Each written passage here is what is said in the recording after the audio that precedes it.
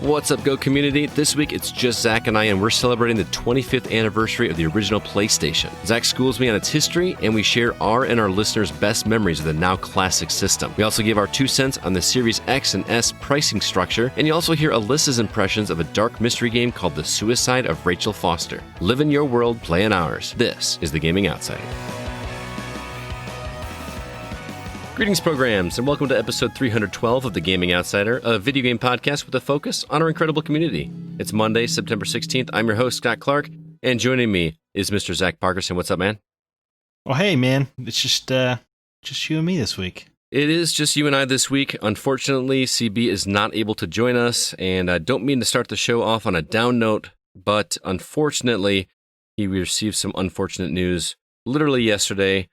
His father, sadly, passed away due to cancer, and he was not able to be with us tonight. So Zack and I are going to hold the fort down, but do us a favor and keep CB in your thoughts. Maybe send him a message in the notes for the show, just to wishing him some condolences. And Chris, our thoughts are with you, man, and hope things get better for you. And I wish you my condolences, man. So love you, man. We do love you. But let's go ahead and move on to brighter, more positive things. We had our meetup this past week that Zack once again missed out on over at... I tried Skyping in, but you guys wouldn't take me. I totally would have. If you had called, I would have Skyped you in and given you a tour of the place, man, and be like, look what you're missing out on. We met down at the Underground Retrocade in West Dundee, Illinois here. It was I went down with Chris Owens. We drove down together. We met up with Scott Calgaro, Kevin Honigford, his 2 sons, Logan and Skylar, and my buddy Rob met us out there as well. Had a really great time. I didn't even tell you this until just now, Zack, but I actually made a couple leaderboards while I was down there. Oh yeah, what games? Well, I can't go to an arcade without playing Star Wars Trilogy. I've heard this before, yes. I actually made, I think it's either number 4 or number 5 on their leaderboard. And this isn't just like on the machine, you know what I mean? Because they unplug the machines every night. He actually has like an online leaderboard, a service that he uses where he uploads the scores. And I am like number 5th for Star Wars, which was awesome. Does he unplug them every night to save on the electricity bill? I would assume so. The only reason I assume that he is unplugging them is my second board that I hit was a pinball machine themed Ghostbusters that my second play on, I got the top score on the entire board, which is like, oh, hey, that's cool. I got the top score. And then come to find out I was number 6th on the list overall. So, but there weren't any other top scores on that table. Oh, I got you. Okay. But man, felt pretty good to get top score on a pinball table on my second go. That felt pretty cool. Chris also made a board. He made something like 6th on Qbert. I actually have the entire thing on video. I videoed him playing Qbert just because I was like, oh, this will be kind of fun. 35 minutes later, he finally got rid of all his extra lives, and but he scored. That man has a beautiful mind when it comes to Qbert. He sees things that I do not see. He's the Rain Man of Qbert. He really is. Even Scott Calgaro made a board. He got on the board for Dragon's Lair. Good job, Scotch. Yeah, it was pretty cool. Anyway, dude, when you're in town, we got to go to this place. It's legit. Yeah, it's a great little arcade. It was fun. Yeah. And shout out to Scott, the owner. He actually hooked us up. Was super nice, super friendly to us as always. And seriously, I'm pleading anybody in or around the area, if you get a chance, stop by the Underground Retrocade. They've got a website. They've got a Facebook page. Check their hours. Go support this guy. He's got a great arcade, but because of the situation, his business isn't as booming as it could be. And if we want places like this to stay in business, we got to support them. So if you feel safe, please head out there if you can. And they enforce the mask policies, hand sanitizer, all that good stuff. But I could just spend hours and hours in that place. It was a lot of fun. Speaking of fun, our next community game night is Friday, September 25th, which will take place at 8 o'clock Central Standard Time. That's not this weekend, but the following weekend. The guys, our community managers over there, are heading that up. Doing the same thing we did last month, where they're not naming a specific game. Just show up, and we'll play whatever you've got, so to speak. And as a little bonus incentive, I have some ways to kind of entice you guys to come out. I have a stack. I'm showing it to Zack right now. I've got a stack of games to give away at the community game night. They're not brand new. They're older games, but there's quite a few here. We got a copy of Forza Motorsport 5 on Xbox One. We've got Rise of the Tomb Raider on Xbox One. Oh my god, that's a banger. Shadow of Mordor on PS4. Assassin's Creed Origins on PS4. Let's see, what's this? Final Fantasy Type 0 HD on PS4. Oh, really? Yeah. Can I enter? No. Okay. Shadow of War on PS4, and then a couple others. We're just going to give those away to random people that show up for community game night. So be sure to check that out, especially on Discord. That's where we congregate. So if you have not joined our Discord community, do so. The link is in the show notes and on our website. And you can, like I said, we're just going to give them away to whoever wants them, whoever shows up, and come play some games with us. I have a feeling Zack and I will be playing Fall Guys. Some tells you Fall Guys is going to get in the rotation. Fall Guy, but I would like to mix it up a little bit too. I know I keep meaning to play Borderlands with CJ Morris, and Zack will never play with me. And I don't know, we'll play something else. There's got to be something else new in the horizon. Oh, I had one other story I had to tell before we get into the news. I was talking to Christina, who member of our team here, who is finally getting around to playing the second half of Last of Us Part 2. And I actually watched her Twitch stream. I never watched Twitch streams much. And she was telling me about where she was. She was right up, I'm trying to say this without spoiling it, but right at the halfway mark, if we can say that. Sure. If that makes sense. And I was like, put it on Twitch. I want to see your reaction when you get to this spot. And then I wound up watching her for quite a bit. And then she was basically giving me her play-by-play as she was going through the game. And she wound up finishing it last night. So she is now beat Last of Us Part 2. Oh. And she tore through the entire second half over the weekend. It's hard to put down in that second half. It really is. The more I think about it, the first half did kind of drag on a little bit, especially day 2. But once you get to that second half, it just becomes very, very difficult to put away. So very happy for Christina. She has a love-hate relationship with that game, with the emotional turmoil it put her through. Yeah, sure, I can relate. She literally shed tears. She was telling me. So kudos to Christina for finishing that. I was proud of her, and I love to be able to talk freely about that with somebody new. And it made me kind of want to go back and re-listen to our spoiler cast, which is available on patreon.com/thegocast. Kind of makes me want to play it again, but I can't. It's just so emotionally dragging. It is. Even though you already know what's going to happen, it feels just like a lot of weight on your shoulders. Right. It's just so much, but the gameplay was so much fun too.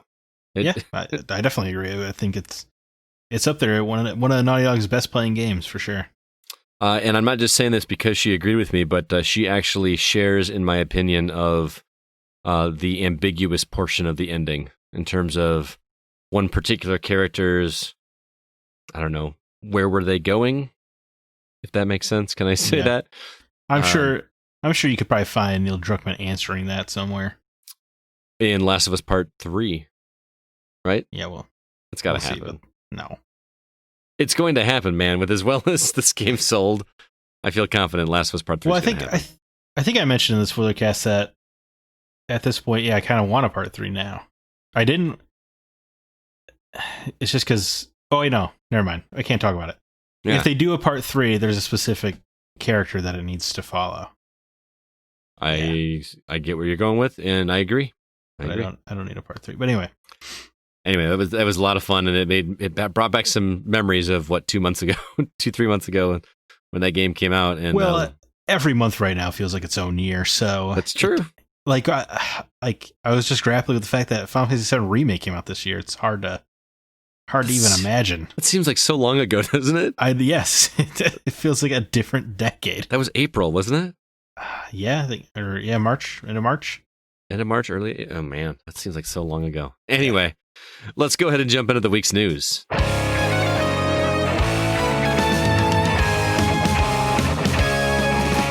Got a few new trailers to announce this week that we saw. First off, Hyrule Warriors Age of Calamity, which is releasing on November 10th. We got the trailer for Prince of Persia, The Sands of Time remake, which is going to come out on January 21st. A little game called Wood Salt, check out this trailer if you get a chance. It looks kind of interesting. It's a love letter to JRPGs of the 90s, but without all the extra fluff. That's how it was read to me in the press release. That comes out on October 13th. Got a playable demo, a trailer for a demo. I'm not making that up. For Crash Bandicoot 4, It's About Time. Will be available on September 16th for those who pre-order, and it releases on October 2nd. And then finally, Immortals Fenyx Rising, formerly known as Gods and Monsters, releases on December 3rd. Also, we are super late to the party with this. I feel like this news dropped last week while you guys were recording the episode. But we got the pricing and release dates for the Xbox Series X and Series S. And that's really pretty much all of the news outside of Sony announcing they're going to have the price out for theirs this Wednesday, which will be the day that this episode releases. So by the time you hear this, the news is probably already out. But, Zach, quite a bit of stuff to talk there. What stands out to you the most? Sands of Time remake. I was reading this and I'm like, the obvious big story here is the Xbox news dump, but I'm like, yes, of course Zach's going to go for the Sands of Time remake. Yeah, that excites me more. Yeah, dude, I mean, Sands of Time is one of my absolute favorite games ever. Beat it hundreds of times. Absolutely love it. Been dying for them to remake it. The but graphics, don't die, because I mean, you could grab it and just rewind time and not die. Wait, I didn't die. No, that's not how it happened. That's not how it went. Oh, that's a good. Horrible accent. Yeah, they ended the trailer with that line, which is funny. Mm-hmm. Yeah, no, I'm very excited. The graphics in the trailer left a little bit to be desired, but they did the thing that seems to be very in vogue with publishers right now, where they release a screenshot of what it looks like now. Because the trailers, it feels like every publisher puts out a trailer, and if people don't like the way it looks, they all of a sudden have screenshots ready for how it actually looks. And oh no, that's old footage we used. Which begs the question: why'd you use it then? Yeah, it's a good question. So I think that's some PR nonsense, but I'm very excited. The only thing I question is they changed all of the voice cast except for the prince, which is Yuri Lowenthal, right? Right. Yes, he's time is like a river. It flows swift and sure in one direction. Yeah, and it'll be fun to see how he reads lines different because I have them burned into my skull. Right. Oh, so actually re-recording it? Yeah, they're re-recording all the dialogue. That's why they have new actors for Farah and everybody. But is Yuri re-recording as well, or are they using the same? No, that's what he said. He said on Twitter they're doing a full re-record. Oh wow! Yeah, I did not know that. That's interesting. But yeah, you're gonna, with as many times as you played through that game, that's gonna. I mean, on the bright side, it'll feel like a more fresh experience for you. Maybe you'll all be like, oh, that's not how he said that line. The cadence is all wrong here. Or was it just not right to begin with? Oh no! It can't be wrong now. But yeah, I get why they recast all the other characters instead of having white people speaking. They sound Indian, which makes sense because the game takes place after you invaded India, so that makes sense. But I don't know, man. I mean, I'm stoked. It's one of the greatest games ever made. I'm excited to play it as well. I never finished it, but I did play a good chunk of it, and I think it would be a great time to go back and revisit it. The wall running just looks so much fun, and the parkour and the swinging. Yeah, wall running's making a comeback. I'm stoked to play that. I can't believe you haven't beat it. It's got one of the best endings to a video game ever. Do you think they'll remake some of the other ones then after, if this does well? Yeah, sure. You got two more games in the Sands of Time trilogy to finish. Was it Two Thrones? Is that one of them? Yeah, that's the third one, and then the middle one is Warrior Within. That's where you got all dark and edgy and Godsmack to the music. Oh yeah, I forgot about that. So dumb. And they'll have to package both of those together in one, right? Yeah, because I think otherwise, I don't know, because Warrior Within actually sold the best of the trilogy. So it might have some fans out there, but I don't know. Yeah, they should have just done all three, but whatever. Especially considering Sands of Time is not a very especially long game. If it's good enough for Spyro and Crash, then, yeah, and I would. Well, I mean, to me, Sands of Time is like a 3.5-4 hour game, which I understand is not realistic because I haven't memorized. Well, it's your like speed run game.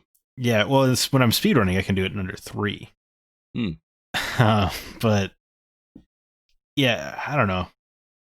I feel like you probably should have done all 3, but whatever. Yeah. I know I'll pay $40 per Prince of Persia remake. Will anyone else? No idea. Who knows? Hey, speaking of Spyro and Crash, both of those trilogies are on sale on Xbox Live right now for $20. That's a lot of game for $20. I'm kind of tempted because I never played Spyro, and Crash is one I've always wanted to try, but frustrated by the reverse camera, like running at the camera levels. I think Crash sucks, personally. Yeah. But 4 looks good. But 4 looks so good. But Spyro looks amazing. Is amazing, Crash 4 look good enough to pre-order it in order to get a demo, though? Oh my god, what a segue. No. I think Activision did this for Tony Hawk as well. This is the dumbest thing in the world. This frustrates me. I don't understand the point of a demo. Isn't the point of a demo to let you play it to see if you want to buy it? Not a gift that you get for already buying it? And I don't know if it's true for Crash, but for Tony Hawk, it was only if you digitally pre-ordered it. Well, because there was no physical release of Tony Hawk, wasn't there? There was. Is there? Mm-hmm. Oh, I misread. But so you digitally pre-order it, which is a nonsense thing to do anyway, because what are you going to miss out on? Right. And well, you can pre-install it. You don't have to wait the 2 hours at midnight. Yes, you're right. But Tony Hawk, which took me 6 minutes to download, I don't think is a big issue. Anyway, if you pre-order something digitally, you almost can't refund it anyway, at least on PlayStation and Xbox. So the person's already locked in. Mm-hmm. Why would you give them a demo? Like the Tony Hawk demo was just the first level without any of the objectives. Who is that for? The people you already have sold, like they're already sold on the game. Mm-hmm. That demo would be perfect for people who are thinking about getting the game. And I'm going to say something controversial when it comes to this, because some people don't agree with me. I would rather they release a demo and sell it for like $1 or $2. And then if you like the game, then that $1 or $2 can go towards your purchase of the full game. That way, if you don't buy it, they still got $1 or $2 from you. I don't hate that idea. To me, that makes more sense and is actually the purpose of a demo. I mean, you used to buy magazines just to play the demos, right? And you were giving the magazine that money, right? I don't know the business model of that, but I would imagine that the magazine is getting the majority of that money. Not, how much are they getting for throwing that disc in there? I would think they probably got all of the money, and they were an advertising outlet. I would assume. Maybe. I don't know. I just think that whole concept, that whole formula, just does not make any sense anymore. Where demos used to be something that was free that you could download, see if you liked the game, and now they're afraid to let you try the game before you buy it. Makes it sound like you don't have faith in your product. Well, I mean, this serves nobody. Yeah. To me, in my opinion, a demo for a game that you have to have pre-ordered to get, it doesn't make any sense. I mean, you could drum up word of mouth. Like, oh, I got to play the demo for this. You gotta buy this game. It's like super fun. Or come over and play this demo, and then they'll turn around and buy it. So there is a possibility there, and they're not out anything. So there's no loss unless they made I guess that is faith in their product, that they're not worried about somebody playing the demo and being like, forget this game, I'm canceling my pre-order. But you get that same word of mouth if they just play the game. True. It's just so bizarre. I hope this trend does not continue, because I want nothing to do with that. Yeah, luckily it's relegated just to Activision so far. So far being the key phrase there. Absolutely. I want to talk about Hyrule Warriors Age of Calamity for obvious reasons. So pumped. Are you really? Yes, I am. See, I've played the Hyrule Warriors games. There's only one, right? Right. But it was on multiple, like there was different versions on 3DS. They did a Wii U version. Yeah. A Wii U and 3DS version, and they re-released it on Switch. Is that right? Mm-hmm. Yeah. And here's the thing. I like Dynasty Warriors, that formula of just like hack and slash and just mobs and mobs of enemies. I find that really fun for about an hour or two. Oh, man, that's just like Avengers Combat. Continue. Okay. I don't know. I had to play it because of, the obvious Zelda implications there, but I never finished it. I heard that there are hundreds of hours of content for Hyrule Warriors just to like unlock everything. It's just a ridiculous amount of just playing it over and over again. So I'm less intrigued by this title for the playing of it. Strangely enough, I'm more intrigued by the premise. Yes, and absolutely, man. Like it's like the backstory before Breath of the Wild, right before the Calamity, which is so cool. Like in the screenshot, you've just got those. What are the Guardians? Just like scores of Guardians everywhere, where like you kind of randomly came across them here and there, like that were just like left over from whatever battle happened. But here they're just like an army of them. Right, and you hear about this great conflict in Breath of the Wild, and you see the occasional flashback. But yeah, you're going to get to see it firsthand, and all the champions are alive and breathing, and they're playable characters. Yeah, which and is cool. So you get to see them like intermingle and banter, and this is you see the Hylian Avengers come together. The Hylian Avengers. That's a good way to think about it. And it plays the same as the Avengers, like you said. Yeah, yeah. And you can play Zelda, though. That's pretty exciting as well. That is cool. And it did have some voice acting in it. We got Zelda's voice in there, so I imagine... Shout out to Patricia Summerset. Patricia Summerset. That, man...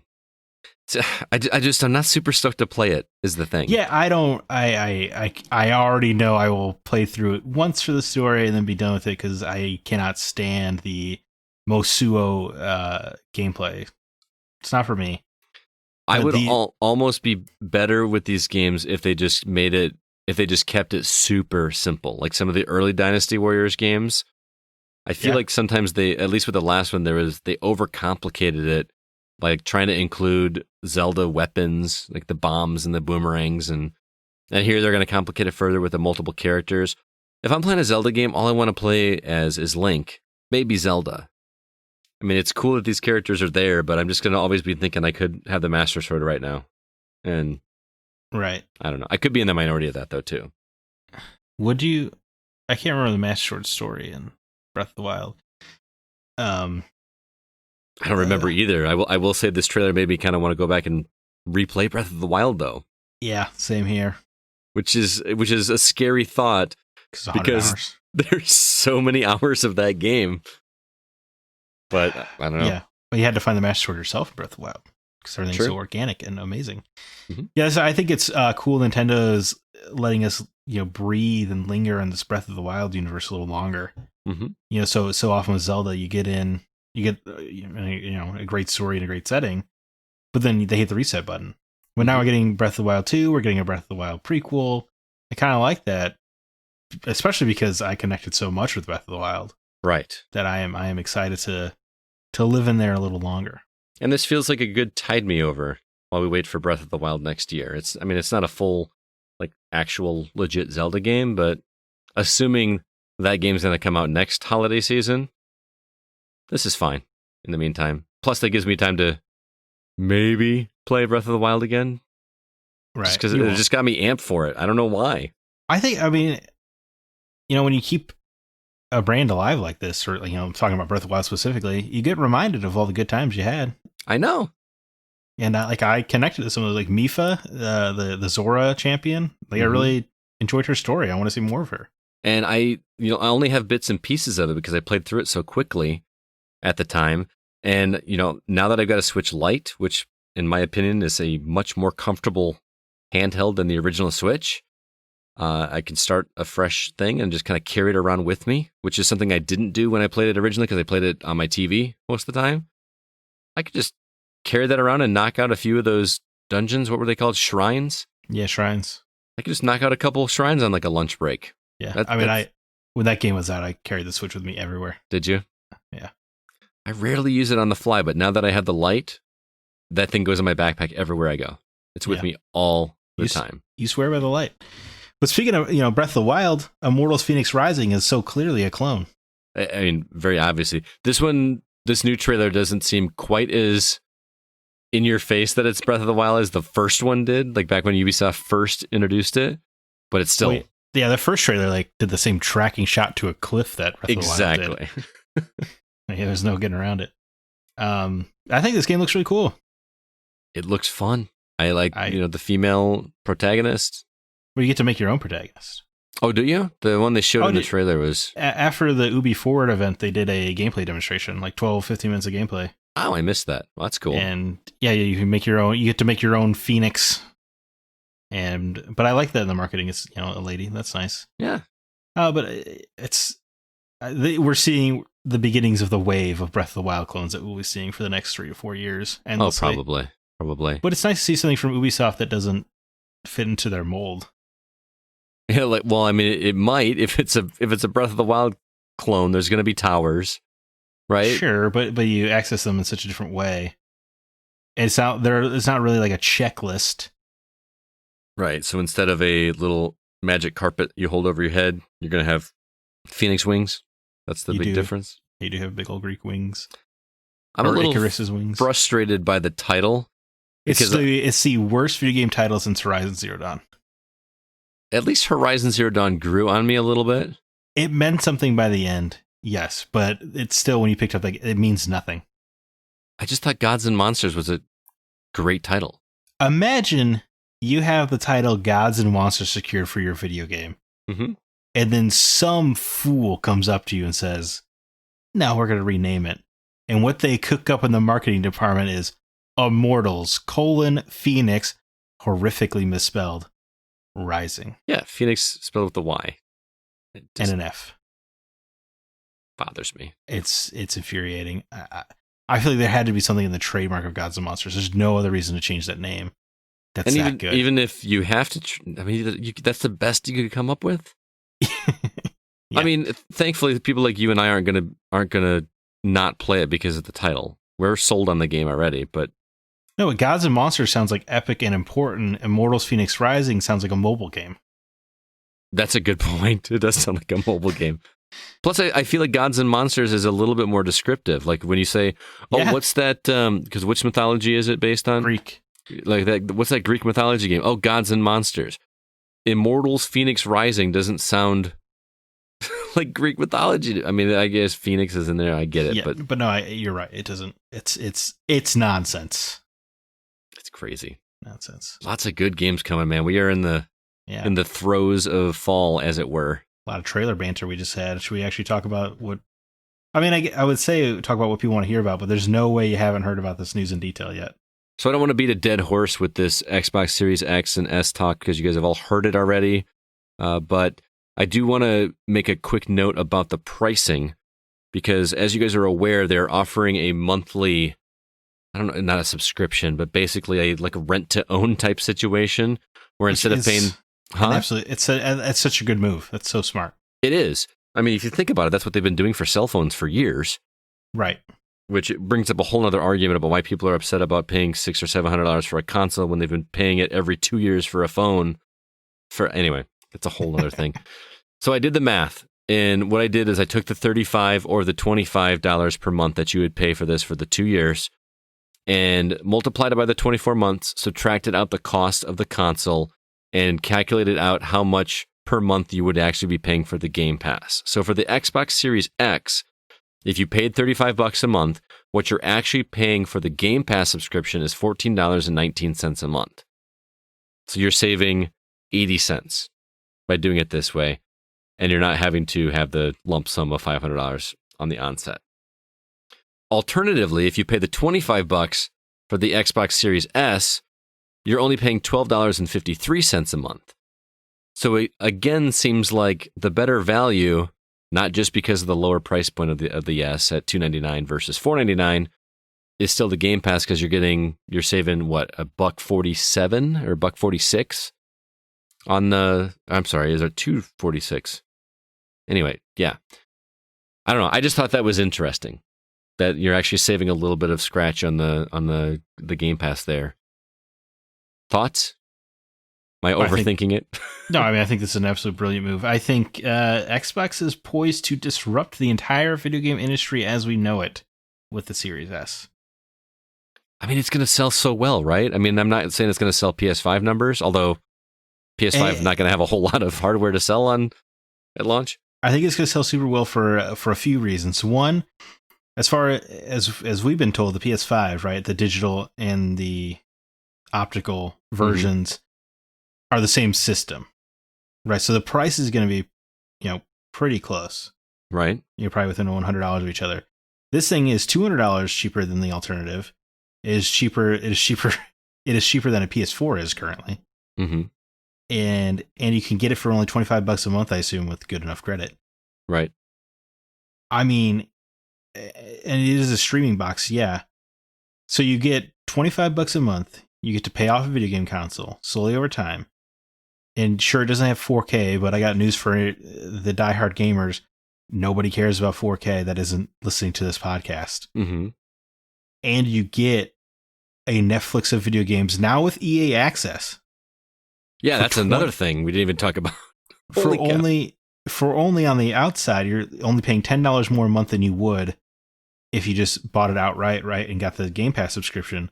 Mm-hmm. So for $25 a month, not a great sum of money.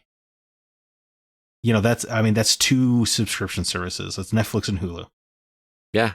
I know people that spend more on coffee in 2 weeks. And you get you get a damn near unlimited amount of video games. Mm-hmm. That just keeps getting updated with brand new content too.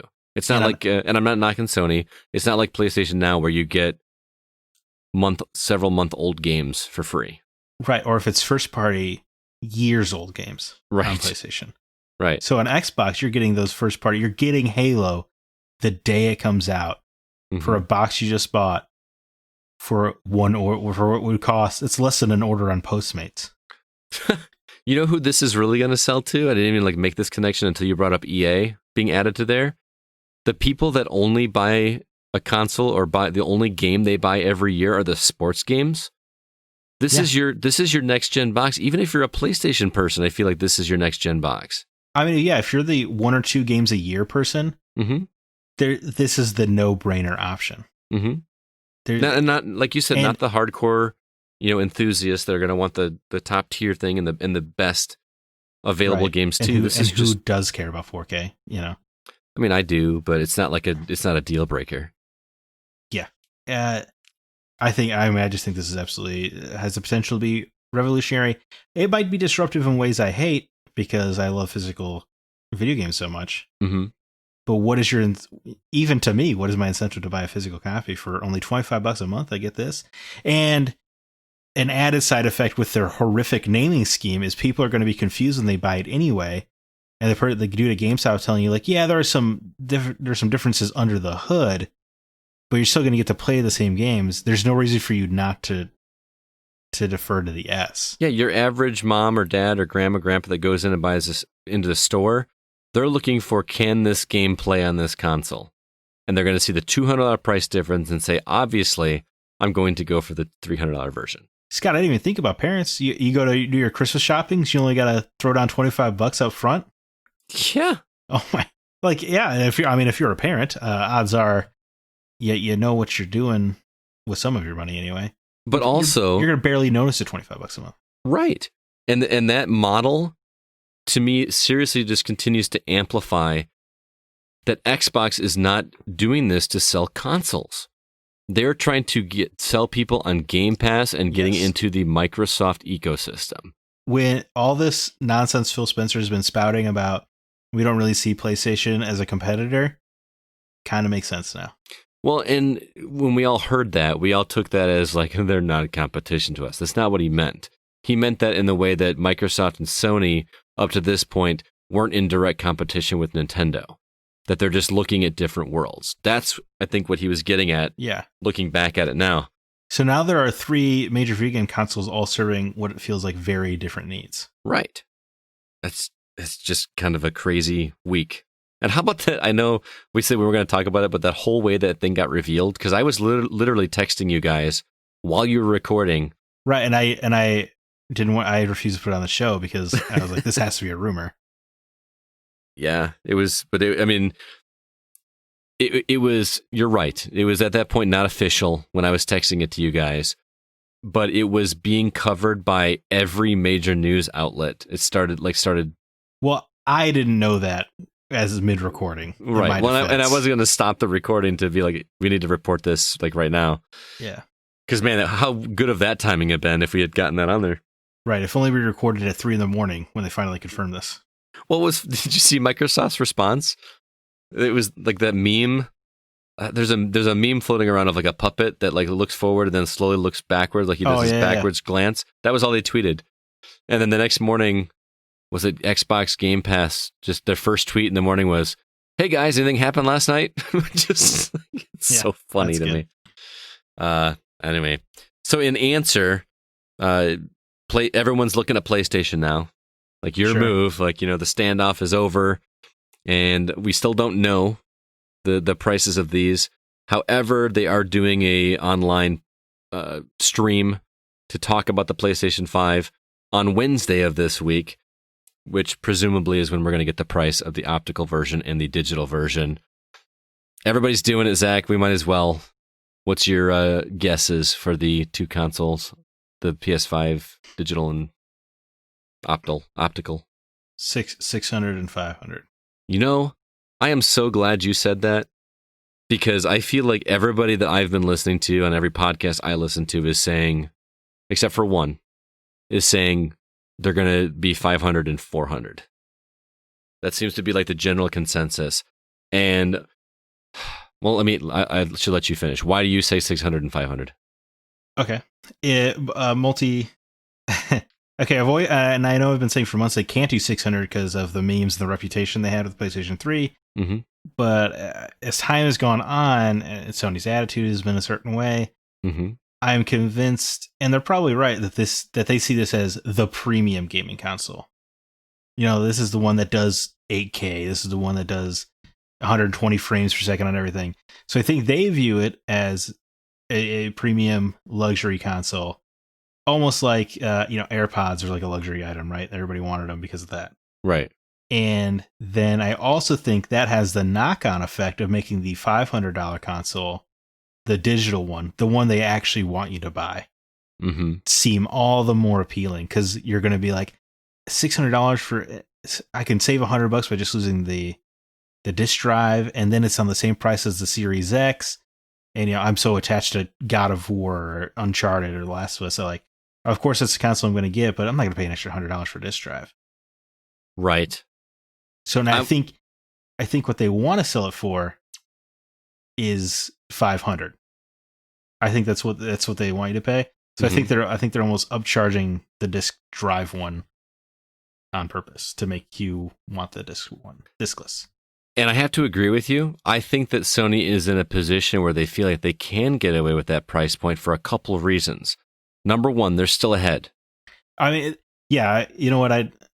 They're still so far ahead that Xbox won't report sales numbers. That is a significant lead that we're not even aware of. Right. They're so far ahead.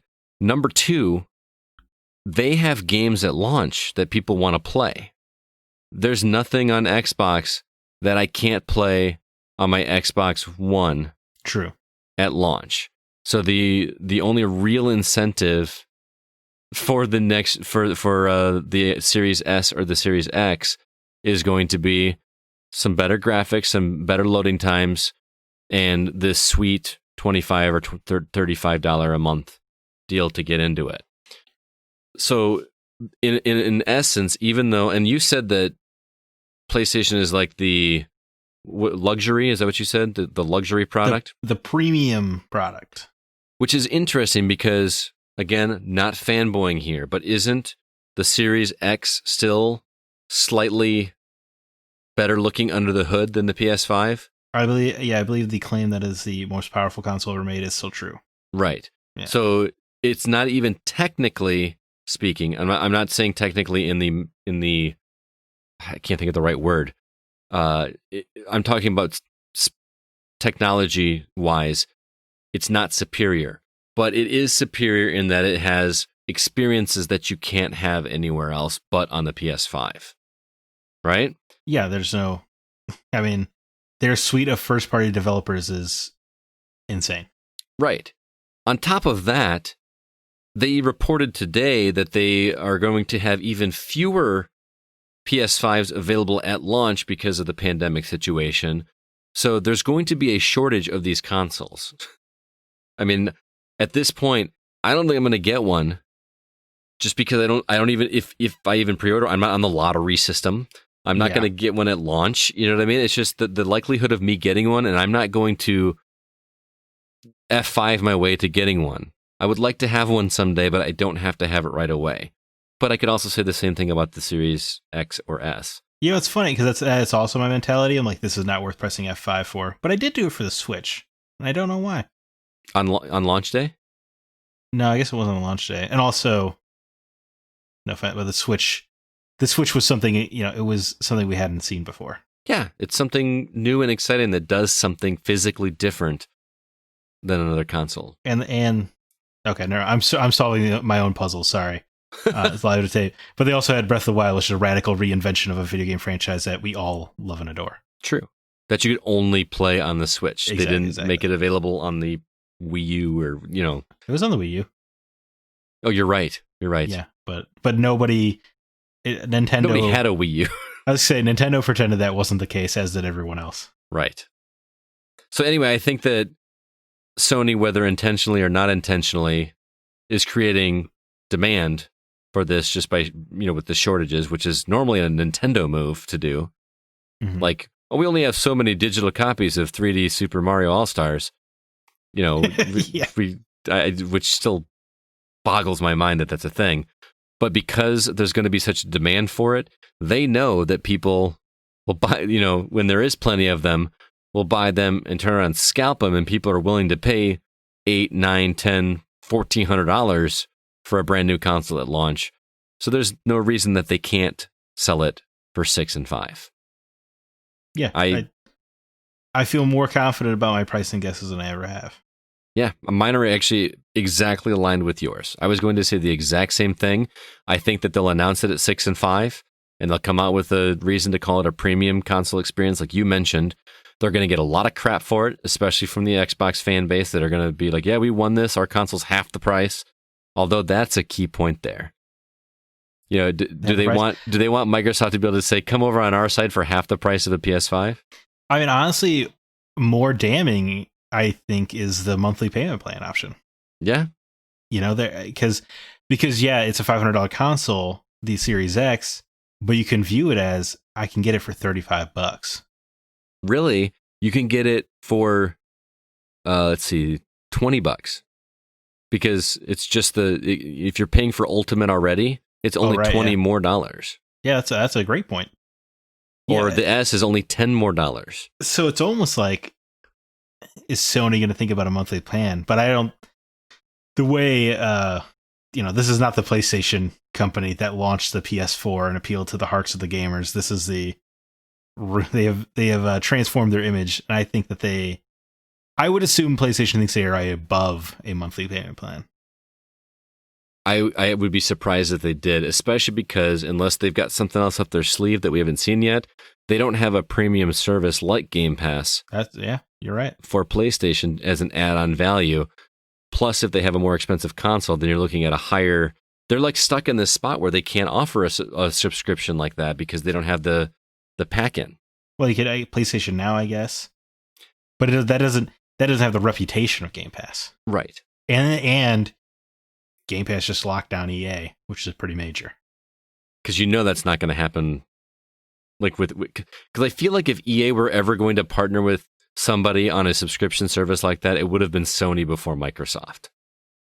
The fact that they did that with Microsoft first shocked me, and I was okay, Scott, that's a smart and salient point that I hadn't considered. Mm-hmm. That EA would absolutely go with the top dog first, which means that they must not be cooking anything like this up. Exactly. Damn, that's a good point, man. So, I don't know. I'm not knocking Sony at all. Right. No, yeah. This has come across a little bit like a Sony bash. I love PlayStation. I pick games on PlayStation for trophies alone. I love my PlayStation. Right. But the odds right now, especially not knowing the price for the PlayStation, the odds are just in Xbox's favor. They're saying all the right things, and it's going to be hard for me to convince myself to, I guess for the first parties, but I have no desire to get a PS5 at launch. But a Series S for $25 a month, I might just get it because what the hell. And I'm still struggling between the X and the S myself. Again, I want a PS5. But I do too. It's just they haven't sold me at launch. That's all. Which is funny because you being the Sony guy and they have more things to play on day one.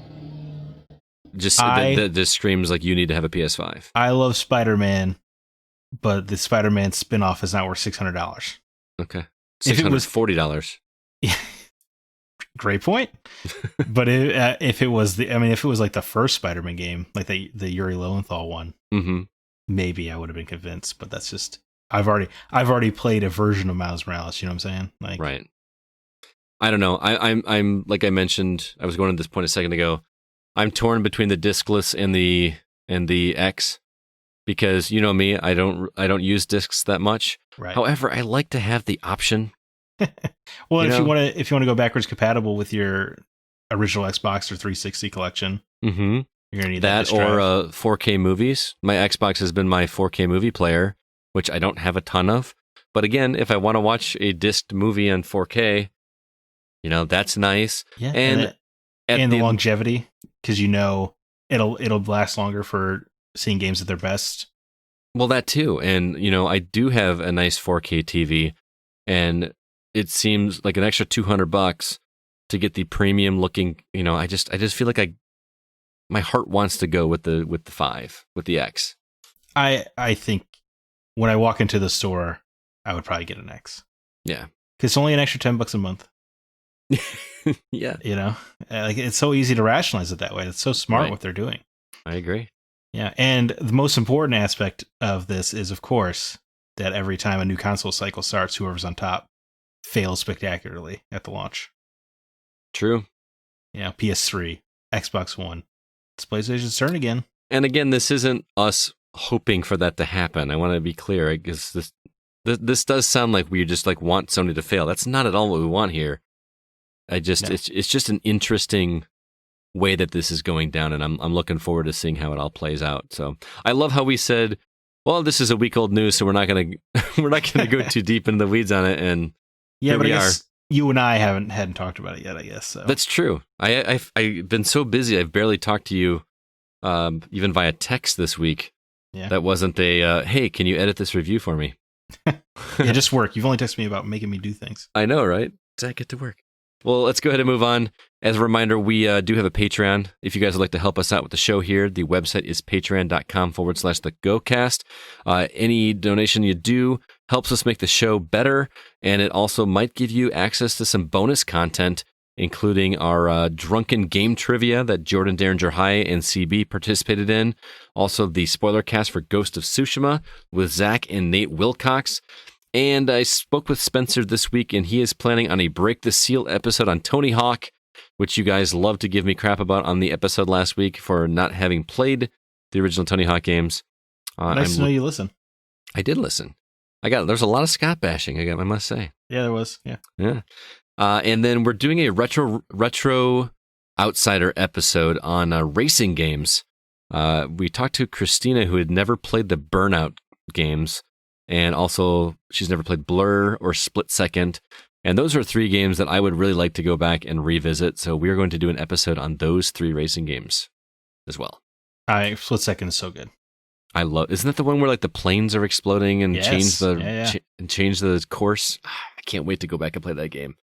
So if any of those episodes sound interesting, or you'd like to look in the back catalog, look at some of our legacy episodes where we talk about Dead Space or Gears of War, all kinds of really great content in there. You get all of it. $3 a month will give you access to one of those monthly episodes. $5 will get you access to 2 monthly episodes, as well as some extra bonus incentives. Again, the website, patreon.com/thegocast. Let's go ahead and jump now into the games we've actually been playing.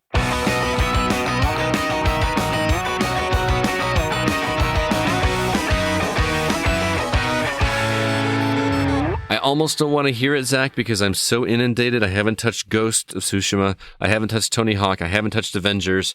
And there's still new games coming out. So what else is going to keep me from playing those 3 titles? You not playing Ghost of Tsushima is inexcusable. It seems like a Scott Clark game, if there ever was a Scott Clark game, right? Yeah, it's a fusion of Breath of the Wild and Ubisoft open worlds. Yeah. Man, that's, yeah. Whatever. I'm sure I'll never play it. This week we got eFootball PES 2021. That's Konami's legendary franchise rebranded with an awful name. Coming to PS4, Xbox One, PC, September 15th. Absolute landmark video game Spelunky gets its sequel, Spelunky 2. And I didn't know this until I was writing this up, but it has an exclusive launch on PS4. That's starting September 15th. It's a pretty massive indie title to only come to one platform. I mean, it's getting perfect scores all over the place right now. Wow. Crysis is getting remastered with Crysis Remastered on PS4, Xbox One, PC on September 18th. It already came to Switch a couple months ago. Nintendo's scummy, awful, horrible marketing and business practice is still going to not prevent me from buying Super Mario 3D All-Stars on the Switch September 18th. So glad to hear that. I would love to vote with my wallet, but I'm not only going to buy this, but I'm sure I'll buy it next year when they re-release it and add Galaxy 2 for the exact same $60 too. Oh, yeah. Because totally all of us are suckers. Yep. When it comes to Nintendo, we can't help ourselves. Nintendo is the Nintendo went down to Georgia. We were not as strong as Johnny. How's that golden fiddle? No, we did not win the golden fiddle, but Nintendo got our souls. WWE gets its their more fun, lighthearted franchise of 2K Battlegrounds coming to PS4, Xbox One, Switch, and PC September 18th. And then I had to mention this just because Stadia is alive, because Hello Neighbor is getting ported to it September 20th. Every time I see Stadia coming up in these drops, it cracks me up because I don't hear about it talked about anywhere. I don't know anybody that actually has a Stadia. Like, personally, I don't know anybody. I hear journalists that have one, and even they're like, eh. I was gonna say, yeah, even people in the press don't really talk. Like, nobody talks about the Stadia. Yep. It's kind of sad because it was a really great idea.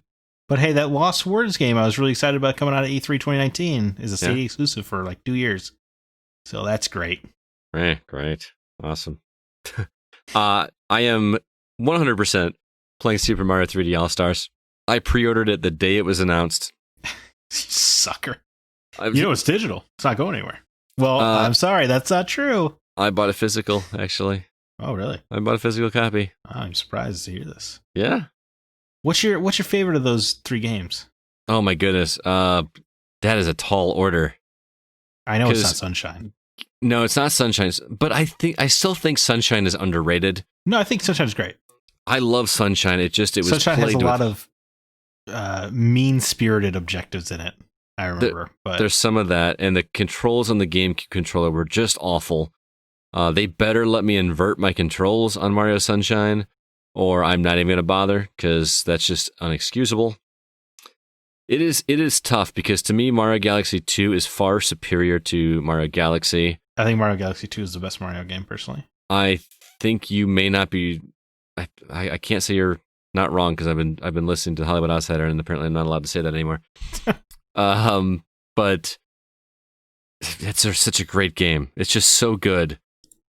Man, I don't know. But Mario 64 is so iconic, and so, like, that was the first into the 3D games, and it just played so well. But of those 3, yeah, Galaxy's got to be it. Which seems like the easy answer because it's the newest, so obviously it's going to be the best game. I feel like the pretentious critic would say 64, right? Because of its importance. I wouldn't say it as...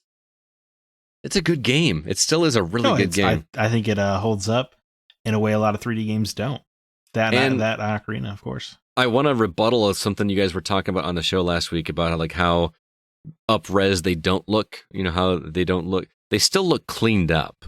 Let's be fair. They don't look like if you plugged in a Nintendo 64 to your 4K TV right now. It's going to look better than that. No, but 64 does look worse than its DS remake. Does it really? I think, I think so. Regardless, you are paying not for this to look the best that it is. You're paying for the ability to play it on your Switch whenever you want to. I'm not the graphics guy. I'm pretty sure the other 2 guys are way more upset about it. Oh, okay. But to me, $20 for a remaster of each of these does not seem egregious. I would have probably paid $40 just for a Galaxy port on its own. Yeah, I think I'm with you. It's just so good. I'm just baffled by the lack of Galaxy 2 it can only be because they're going to re-release. Next time they need to make their quarterly numbers. Because didn't they do that with the other All-Stars? Like they added something else onto All-Stars at some point? Like it was Mario. Yeah, because they added Levels. World eventually, didn't they? On the Super Nintendo one? Did they add it? Or was it just in the digital? Maybe. I could have sworn they did. But either way, and then, we look forward to The Legend of Zelda All-Stars coming soon. That has to happen. Could you imagine you get Ocarina Majora's Twilight Princess all on a disc? That would be great. Yeah, it'd be phenomenal. Can we get a new Metroid Prime trilogy too? Like that's got to be launching 6 months before 4 comes out. It's got to be. Anyway, are we just both Mario on this one, or is there anything else you want to? Yeah, I think Mario's a clear-cut winner. Spelunky, I was never a Spelunky guy. I tried. And that seems like a Scott Clark game, does it not? Like that's roguelike. It's I feel like it's the progenitor of the roguelike. Yeah, I could not wrap my head around how that game worked. I maybe need to give it another shot, but I do know people love that game in ways I can't understand. Yeah, Patrick Klepek adores that game. I don't know if you still follow him. He still worships that game. Yeah, crazy. Crisis Remastered. I'm intrigued by because I never played the original, but I keep hearing how great it doesn't look. I have heard nothing but incredibly negative things about this port. Yeah, but again, that was only the Switch port they were talking about, right? I feel like Digital Foundry was talking about this version. Was it? Okay. Oh. I think this remaster is wait for them to patch it and actually finish remastering kind of deal. Oh, I hate to hear that. I hate to hear how often it happens. I know. Absolutely. Because you're just it already exists, the game. What are you doing? Yeah. What are you doing? Well, for what we've been playing this week, Zach and I were we were bad video game podcast hosts this week because neither of us played anything new. But thankfully, we talked to Alyssa, who played a brand new game called The Suicide of Rachel Foster. It's a fascinating story, it sounds like, and she loved it. I would like you guys to hear what she thought of this game, so I'm going to play that review for you right now. Well, hello there again, Alyssa. How are you doing? I'm good. How are you, Scott? I'm doing all right. You're becoming quite a regular here on the Gaming Outsider. I am, yeah. Well, you're here I love it, though. That's awesome. And you love reviewing this type of game, which this week you're doing The Suicide of Rachel Foster, which comes from developer 101 Games. And we got to give a shout out to Evolve PR for hooking you up with a review copy of this one. This looks like a really fun, interesting mystery. I know that suicide is kind of a touchy subject, though, especially in today's climate. So how heavy does this game go into that?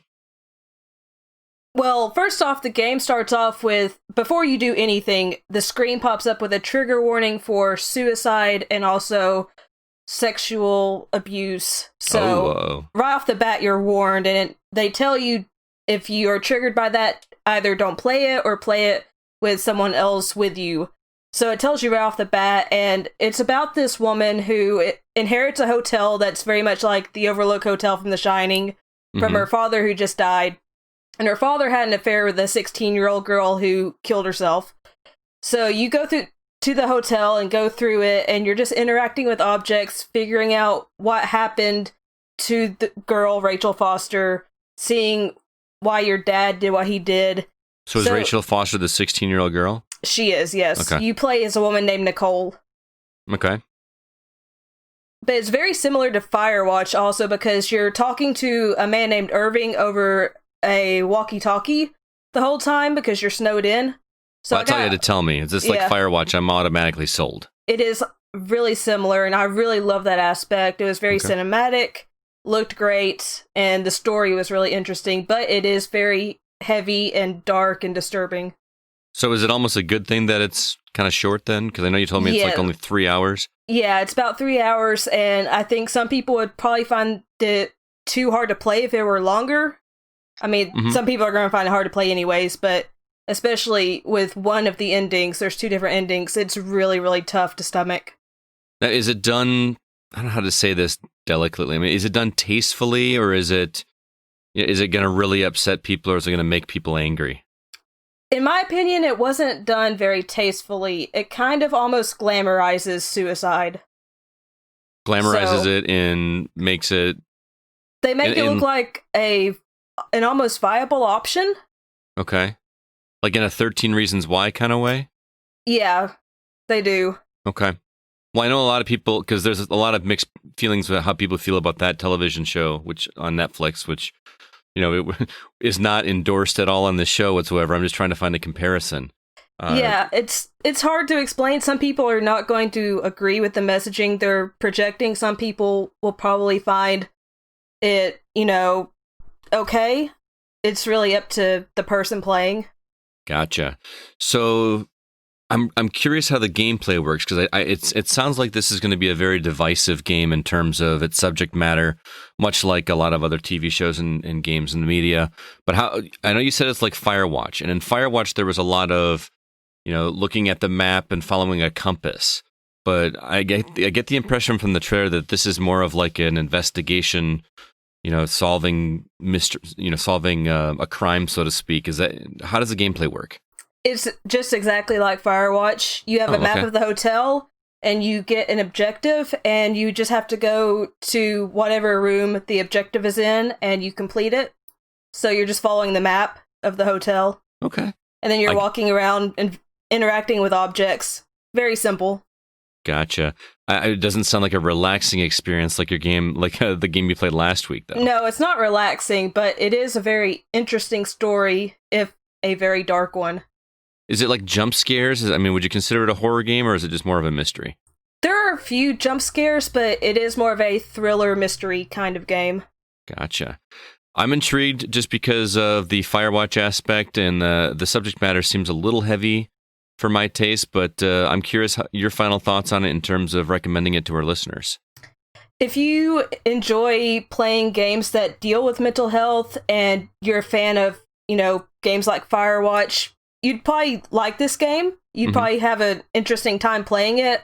But if you're triggered by the subject matter, if you're not a fan of that kind of game, you probably won't like it and probably need to avoid it. All right. Well, thanks for the fair warning, and thank you so much for reviewing The Suicide of Rachel Foster for us, Alyssa. It's always a pleasure to talk with you. Thank you. It's always a pleasure to talk to you as well. All right, Alyssa. Well, you have a good one. We'll talk to you next time, okay? Okay, you too. All right, bye. Bye. All right, thanks again, Alyssa. Zack, what have you been catching up on this week? Finally, after years, delved into Dreamfall Chapters. I don't know what that is. You mentioned this. It was a major Kickstarter success. It is, have you ever heard of The Longest Journey? Yes. Okay, there was The Longest Journey was the first game, and then there was Dreamfall, The Longest Journey on Xbox and PC. Now, Dreamfall Chapters is the conclusion to it. And it's called Chapters because it was released in 5 episodes. Oh, okay. And man, it felt so good going back into the world of Dreamfall. Okay. So, I don't know anything about the game. Is it an RPG?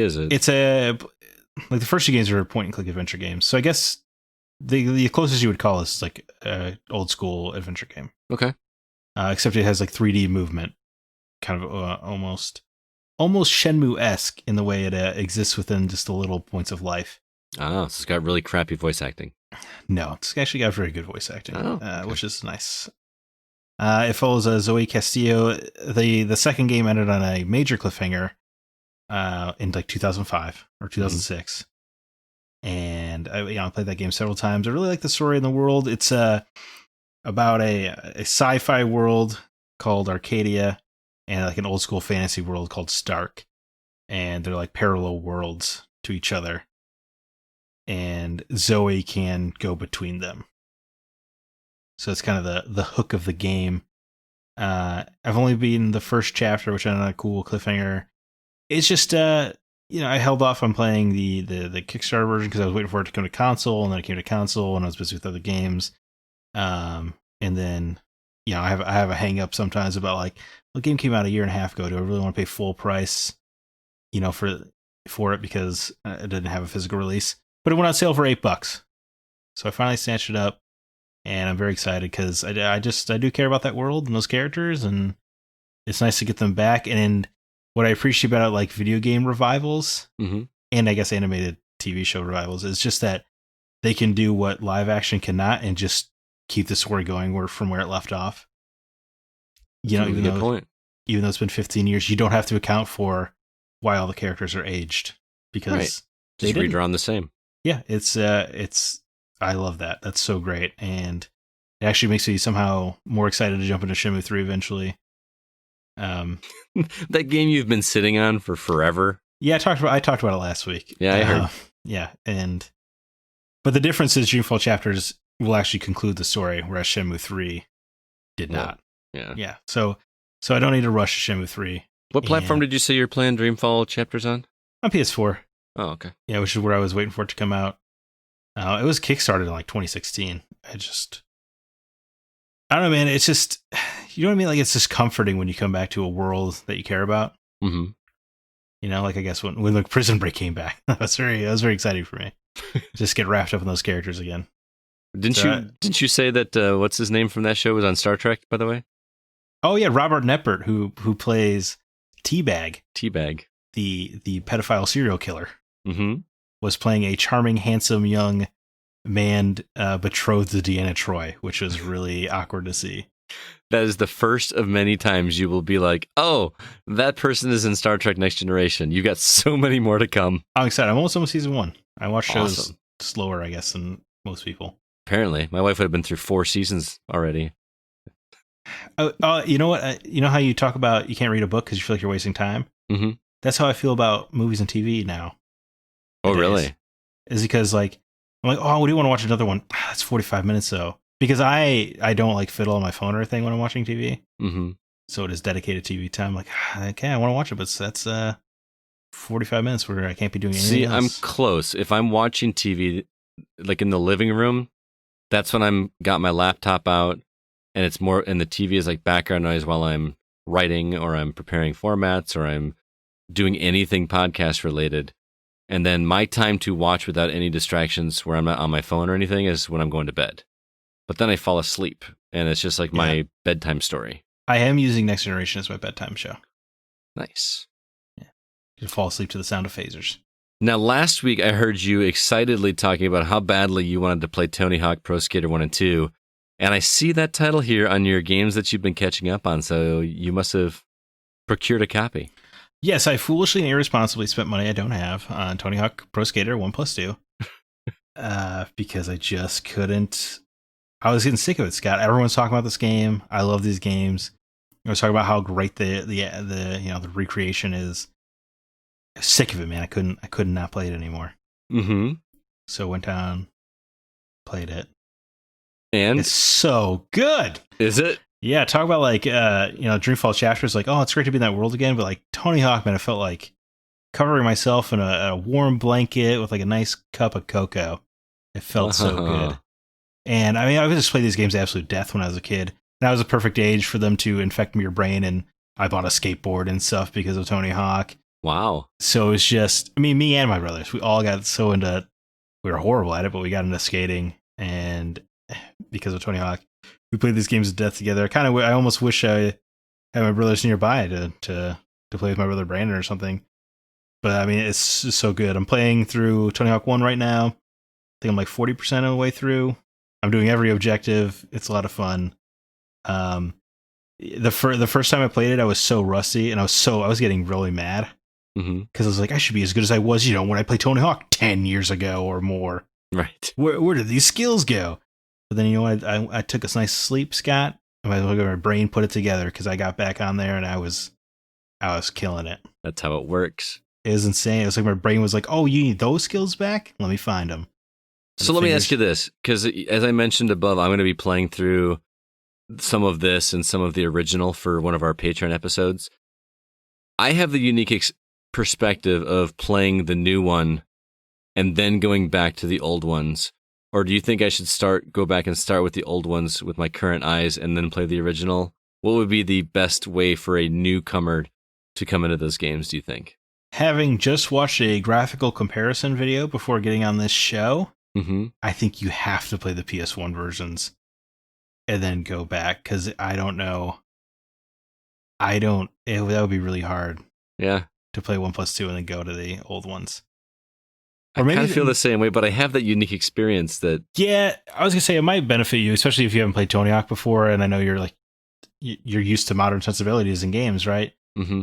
It might benefit you to play Tony Hawk 1 this way and then go back, and then you can kind of just look at a historical, like go into it not expecting to fall in love with Tony Hawk 1, and just because you're not going to have manuals or reverts or a lot of the skills, because they take a lot of stuff that wasn't introduced till Tony Hawk 3 or 4 and they put it into Tony Hawk 1 here. Oh, and did they teach you how to do it in this one? They do, yeah. I mean, I skipped the tutorial, but there's a tutorial narrated by Tony Hawk if you want to learn. Nice. But it's just going back to Tony Hawk 1. I couldn't really do it even some years ago when I bought Tony Hawk 1 and 2 for PS1 again. Right. Like playing Tony Hawk 1 without manuals, I'm like, this is impossible. Why do we ever like this nonsense? Because manuals, you can helps you chain together your combos longer. Gotcha. And so it's essential to everything you do in Tony Hawk after that. But it's not in the first game. I just feel like I'm going to be so bad at it regardless. Like, there's just no probably. way. Yeah, I mean, I just can't imagine being good at it. You could. I think the way the game is set up, where it's only 2-minute sessions, is so perfect for getting better, because you kind of you're like, okay, I know. If I turn left here, there's gonna be a rail there, so I can get some points there. You just kind of memorize the maps, and they're all pretty small maps too. Mm-hmm. Yeah, man, I'm intrigued. It's so good. Worth it for the soundtrack alone, I hear. So yeah, soundtrack's great. I think very so 2000s, like late 90s, early 2000s. Yeah, I feel like that's time traveling. You guys mentioned it last week a little bit, but I think it's going to be really interesting to see how many remakes and remasters are going to be on our top 10 lists by the end of the year. Yeah, there's just so many good ones this year. Well, I mean, I know my number one game right now is technically a remake. Trying to think. FF7, man. Oh, you said, okay, yeah. It is a remake, but it's also not. Right. And it is a whole new game regardless. Right. Well, I'm glad you're digging that, man, because I could hear it in your voice how badly you wanted to play this game, and it physically hurt me. Well, I'm glad you were able to get rid of the pain. I will say one thing I'm flabbergasted about. There's no Spider-Man in Tony Hawk Pro Skater 2 for even on the PS4 version. Oh, really? Was there a unlockable character? Oh yeah. He was an unlockable character, and he would use his webs and tricks and everything. It was so cool, and as the young man that I was, he was. You had to be geeking out as a kid when that came out. My favorite character to play as. And then when you played the Spider-Man game on PS1, and you swing by a Tony Hawk billboard, he's like, "Hey, I skated with that guy." He actually says it in the game? Yeah. Wow, that's cool? pretty cool. That's cool. Blew my mind as a child. I'm just surprised with the way that Sony seems to be whoring out Spider-Man, that they wouldn't throw him in Tony Hawk. Yeah, I mean, if they put him in Avengers just for PS4 people. Yeah, so why not? You can even use his current costume, so you make sure it's your branding. Yeah, perfect. Why not? Yeah, absolutely. Because it's only $40. That's why. Yeah, maybe later they'll let me pay $20 just to play Spider-Man. I was gonna say if they had made if the Sony PlayStation 4 version was $60 as opposed to $40 on Xbox, do you think they could have got away with that? With Spider-Man? Mm-hmm. Yeah. Probably could. I think you could. Probably could. I think a lot of people have that same nostalgia for Spider-Man skateboarding that I do. I believe you 100%. And then Darth Maul is in Tony Hawk 3. What? Yeah, their guest characters were insane. Wolverine, I think, was in Tony Hawk 3 as well. And he would stab his skateboard with his adamantium claws. That's pretty cool. It's so cool. That's pretty cool. So cool. As for me, I am still playing Undermine. I am hopelessly addicted to that game. I did not pass a fourth boss this time around, but it gets tough. It gets tough, and I feel like I'm kind of spinning my wheels a little bit. But I still never feel like I have a wasted run. I'm always upgrading something. Can't believe you're still playing this game. I know. Here's the funny thing. I think there's something wrong with the way that the game keeps track of how long you've been playing it. Have you ever had a game that just shows that you're playing way longer than you've actually played that game? Like it's still running when you have it in rest mode or something? Bloodborne had this issue. Yeah, because it shows I've been playing Undermine for 175 hours. Yeah, and I don't think there's any way that's possible. Well, 2 weeks ago when you said 55, that seemed possible. Right. But 175 is impossible. Yeah. So I think the system is broken, or I don't know, if I just turn it off I don't know. It just keeps. But if I did that, you would think it would be like days and days and days. Not just. Right, that is weird. I don't understand how that works, but Drew Ross, thank you for introducing me to this game and making me play it. I cannot put it down. If I weren't like trying to play new stuff all the time, this is all I would be playing. And in fact, this is all I played this last week, just because I did not have time to play anything else. I was literally installing. I sat down to play Tell Me Why Chapter 2 and 3, which I'll probably talk about next week. And I didn't realize it didn't auto-install, which, by the way, why don't episodes of Tell Me Why just automatically install if it's free on Game Pass? Yeah, you're right. That's, weird. So I sat down to play that. It wasn't installed, so I started installing it. It took between 2 and 3 hours to download one episode of Tell Me Why. And so while I waited, I played Undermine. And that's what happened. And then you never stopped.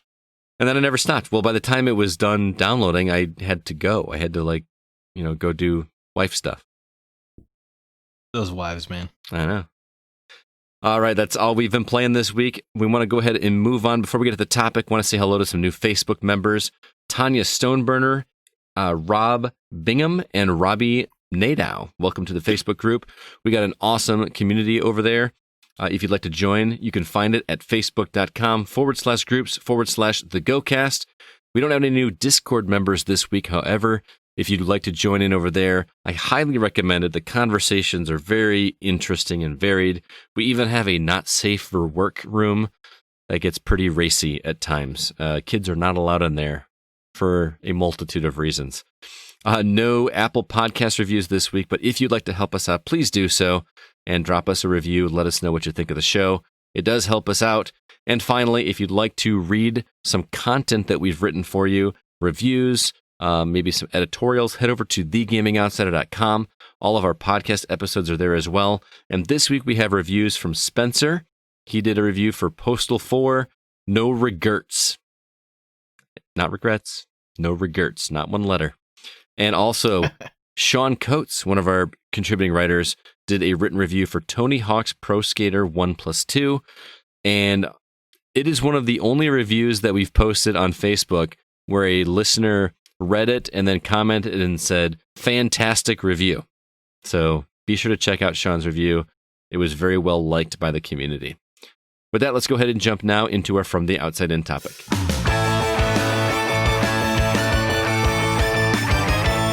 So this last week marked the 25th anniversary of the release of the original PlayStation in the United States.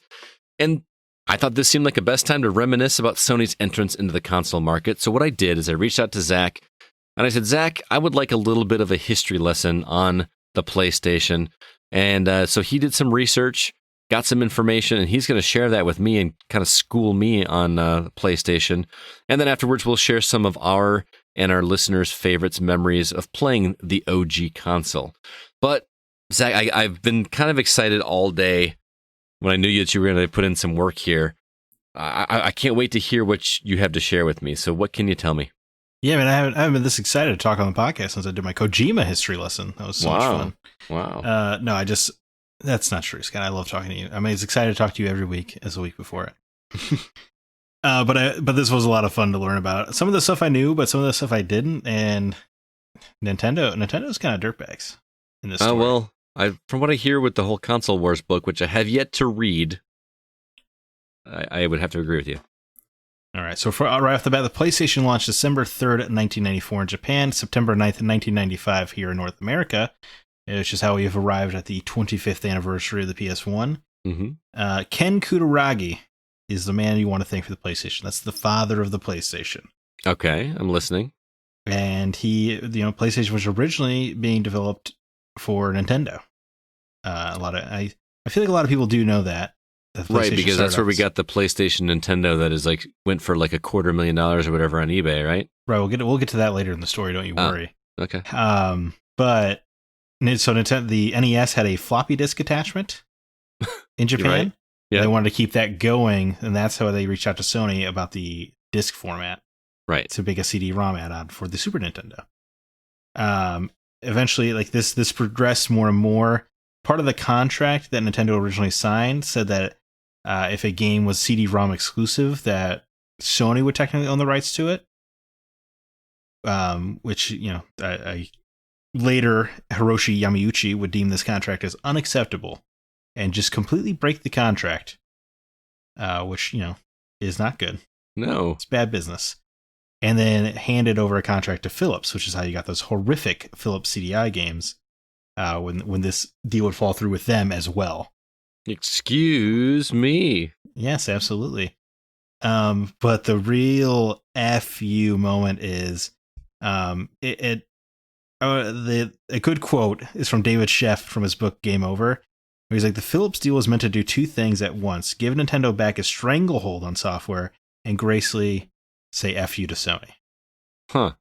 So this is like everything about this that I could find. It sounded like an entirely vindictive move on Yamauchi's part. Oh, so Nintendo broke the contract with Sony. Yes. And went with Philips instead of Sony. Right. And Ken Kutaragi and Sony got to find out when CES of that year was happening. Nintendo had a press conference. They were going to announce their partnership with Sony to create the PlayStation add-on, but instead they went up on the stage and announced a partnership with Philips. So they didn't even tell them before the announcement was made. That was when they found out? That's how Ken Kutaragi found out that his project had been axed and the contract had been broken. Holy cow. Is that not the scummiest move in the world? That really is. And I love Nintendo, man, but holy cow. It's unbelievable. But you get the Super Nintendo PS1 hybrids. Mm-hmm. But because after this, Sony had put so much money into the PlayStation, and the higher ups at Sony the whole time just thought this was like a cute little toy gimmick they were doing. Mm-hmm. So they didn't really care about the fact the contracts were broken, because they were just like, we'll figure out a different contract then. So Ken Kutaragi had to like eat face, like put honor aside, his own pride, and just try to forge a relationship with Nintendo anyway. And that's how the hybrids got made.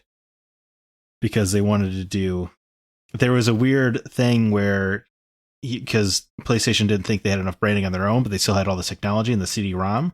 Uh-huh. So they were going to put out their own console, and then they were going to put a Super Nintendo basically underneath of it. That's how you get that hybrid.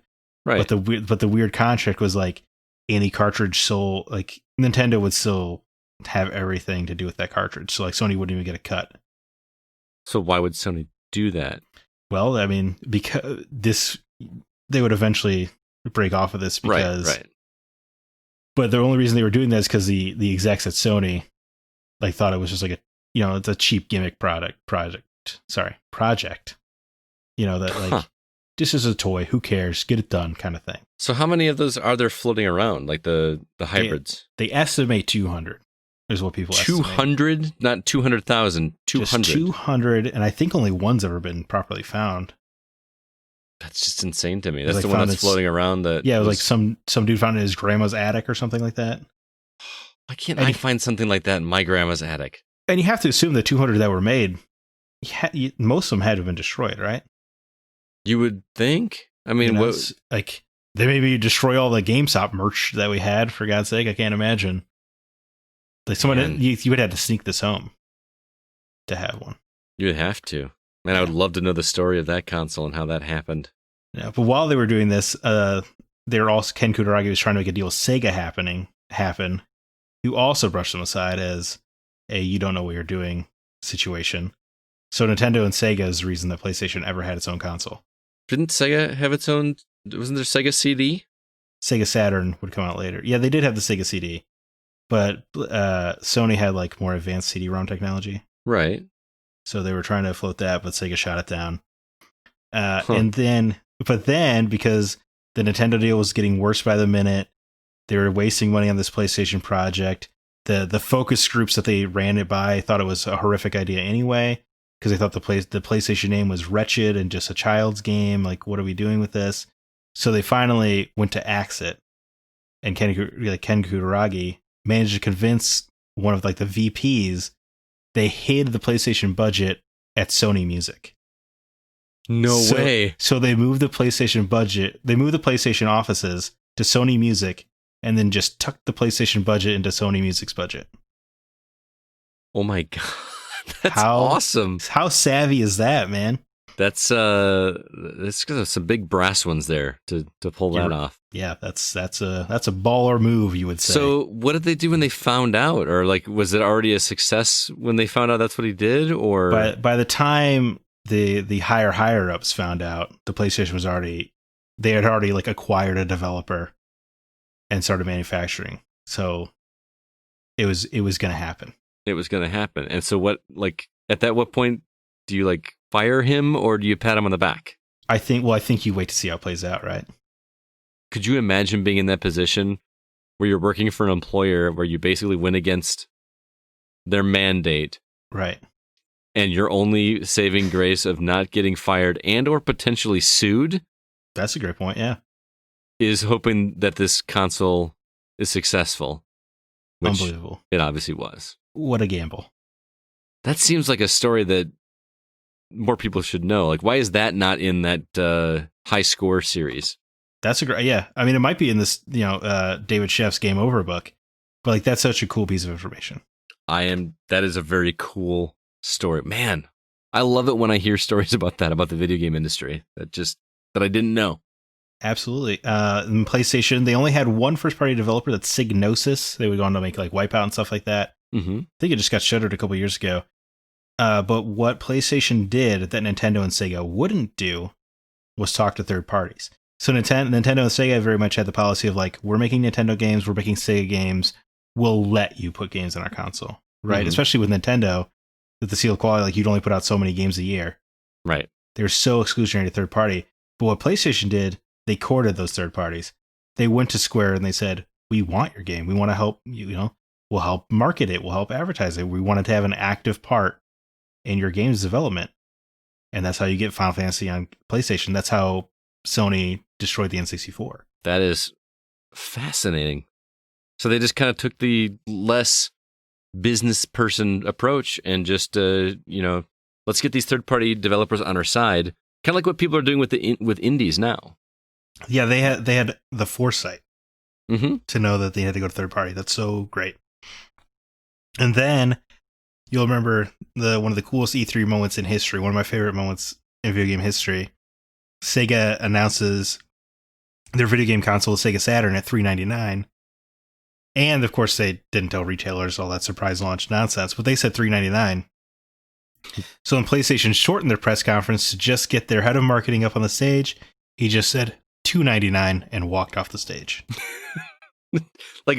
Did he actually drop the mic? He did not. It was a standing podium, unfortunately. But that's all he said. Just up and said $299. All he said was $299 and walked away. That is an outstanding story. I think when we're done here, I'm gonna go just watch it. I just want to go. Yeah, I watch it a few times a year, man. I think it's so cool. It's also crazy to think that a new console, granted inflation is a thing, but $299, and that's what that's what the S is selling for. That's a great point. Think about that. There's so many more gamers out there, right? So you're spreading the wealth a little bit. Yeah, but that's a great point. But yeah, that's how the PS1 launched. It would eventually go on to sell 102.5 million consoles and 962 million copies of video games sold on it. And that's just PlayStation 1. That's not like accounting for 2 and 3 and 4. That's just PS1. I mean, that's like an attach rate of 9-1, which is crazy. Yeah, you don't get that nowadays. No. Nobody does. But before we jump on to our memories, I wanted to take you down the top 20 games sold real quick. Do I get to guess? No, no. You can guess number 1. Well, I mean, number 1 has to be Final Fantasy VII. Okay. Is it not? It is not. So we're going in descending order. So it's from number 20 to number 1. Dragon Quest VII at 4.1 million copies is number 20. All right. And then Tomb Raider: The Last Revelation with 4.7 million copies. Spyro the Dragon, 4.8, which I expected to be higher. Resident Evil, 5.1 million copies. Mm-hmm. Crash Bandicoot 2, Cortex Strikes Back, 5.2 million copies. Final Fantasy IX, 5.5 million copies. I'm doing this, guys, because I love numbers, and so if you love numbers, you're in for a treat. And so Final Fantasy IX, 5.5 million copies. Then you get Crash Bandicoot Warp, 5.7 million copies. Tekken 2, 5.7 million copies. Resident Evil 2, 5.8 million copies. Tomb Raider 3, 5.9. Metal Gear Solid at 6 million, which I honestly would have expected to somehow be higher. Yeah, me too. Tomb Raider 2, 6.8 million copies. Crash Bandicoot, 6.8 million copies. The first Tomb Raider at 7.1 million copies. So that's 4 Tomb Raider games on this list, by the way. Mm-hmm. 3 Crashes and a Spyro. Then the honestly the biggest curveball on this list, Harry Potter and the Sorcerer's Stone at 8 million copies sold. Well, that movie was insanely popular. That's still that's to think that the Harry Potter movie game was more popular than Tomb Raider. Yeah, that's a good or point. Crash Bandicoot. That's crazy. Yeah. Then the top 5 games: Tekken 3 at 8.3 million copies, Final Fantasy 8 at 8.6. I couldn't believe that. I'm shocked that it was that high. Yeah. Gran Turismo 2 at 9.4 million copies. Oh, I didn't think about Gran Turismo. Of course, Gran Turismo. And then Final Fantasy 7 is 10 million copies, which sounds about right. Mm-hmm. And then Gran Turismo 1 at 10.9 million copies. And then because I care about, because I'm a nerd, I ran the numbers. These top 20 games are 14% of video games sold. Of 7,900 games, according to Wikipedia, that were released for the console, but they also break it by region. But that's 14% on 20 games is crazy to me. That is nuts. These games were juggernauts. 10 point. I should have realized that Gran Turismo would have been number 1. Do you remember how amazing Gran Turismo 1 looked on the original PlayStation when it first came out? I feel like I wasn't quite old enough to be totally cognizant yet of what the graphics meant. Mm-hmm. But I did have that experience when Gran Turismo 3 was shown up for PS2. I was like, this is real. Yeah. They're obviously just running video of real cars here. Yeah, no, that's the game. Yeah, of course so funny to think about that. You're like, look at Final Fantasy 7, you're like, he looks like a real man. Yeah. Back when we were kids, it's like, games are never going to look better than this. Yes, I remember they are. They are. Zack, that was Halo. a fascinating look back at the history of PlayStation. I learned quite a bit there. I hope our listeners appreciated your research.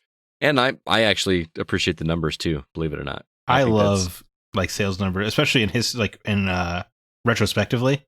Mm-hmm. Like it's just Final Fantasy 8 was a cultural phenomenon amongst gamers.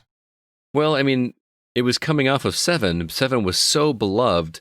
Yeah, I mean you're not wrong, but like you think about 8 and the current zeitgeist. Yeah, it's just like the stepchild that nobody likes. I loved 8 so and much. Clearly, somebody liked it at some point. So let's go on and move on to our favorite memories. So I know you've got to have a bunch, and I want to hear some of our listeners as well. What is your best memories of playing the original PlayStation? What age were you, by the way? Wait, so 1995, I would have been 4. You were 4, okay. But I don't worry. I did have a PlayStation. I came to it a little bit later. We had an N64, I feel like was our main thing. Mm-hmm. But then I saved up birthday money or something, got a PS1. I want to say 99, 2000 maybe.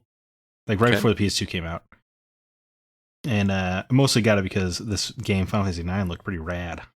Oh, you were all about... So that's the one that caught your eye more than 7 or 8 was 9. Yeah. Yeah, there's something about... I think it was something about 9, like it just looks... It has like the look and feel of like a classic fairy tale. Yeah. You know? I don't know. Something about it really appealed to me. But yeah, I had a PS1. Honestly, I feel like my biggest memory is, besides Final Fantasy 9, is playing Star Wars Episode 1, The Phantom Menace, the movie game with my sister. Yeah. I played the absolute hell out of that game. And I tried to play it a couple years ago. It's awful.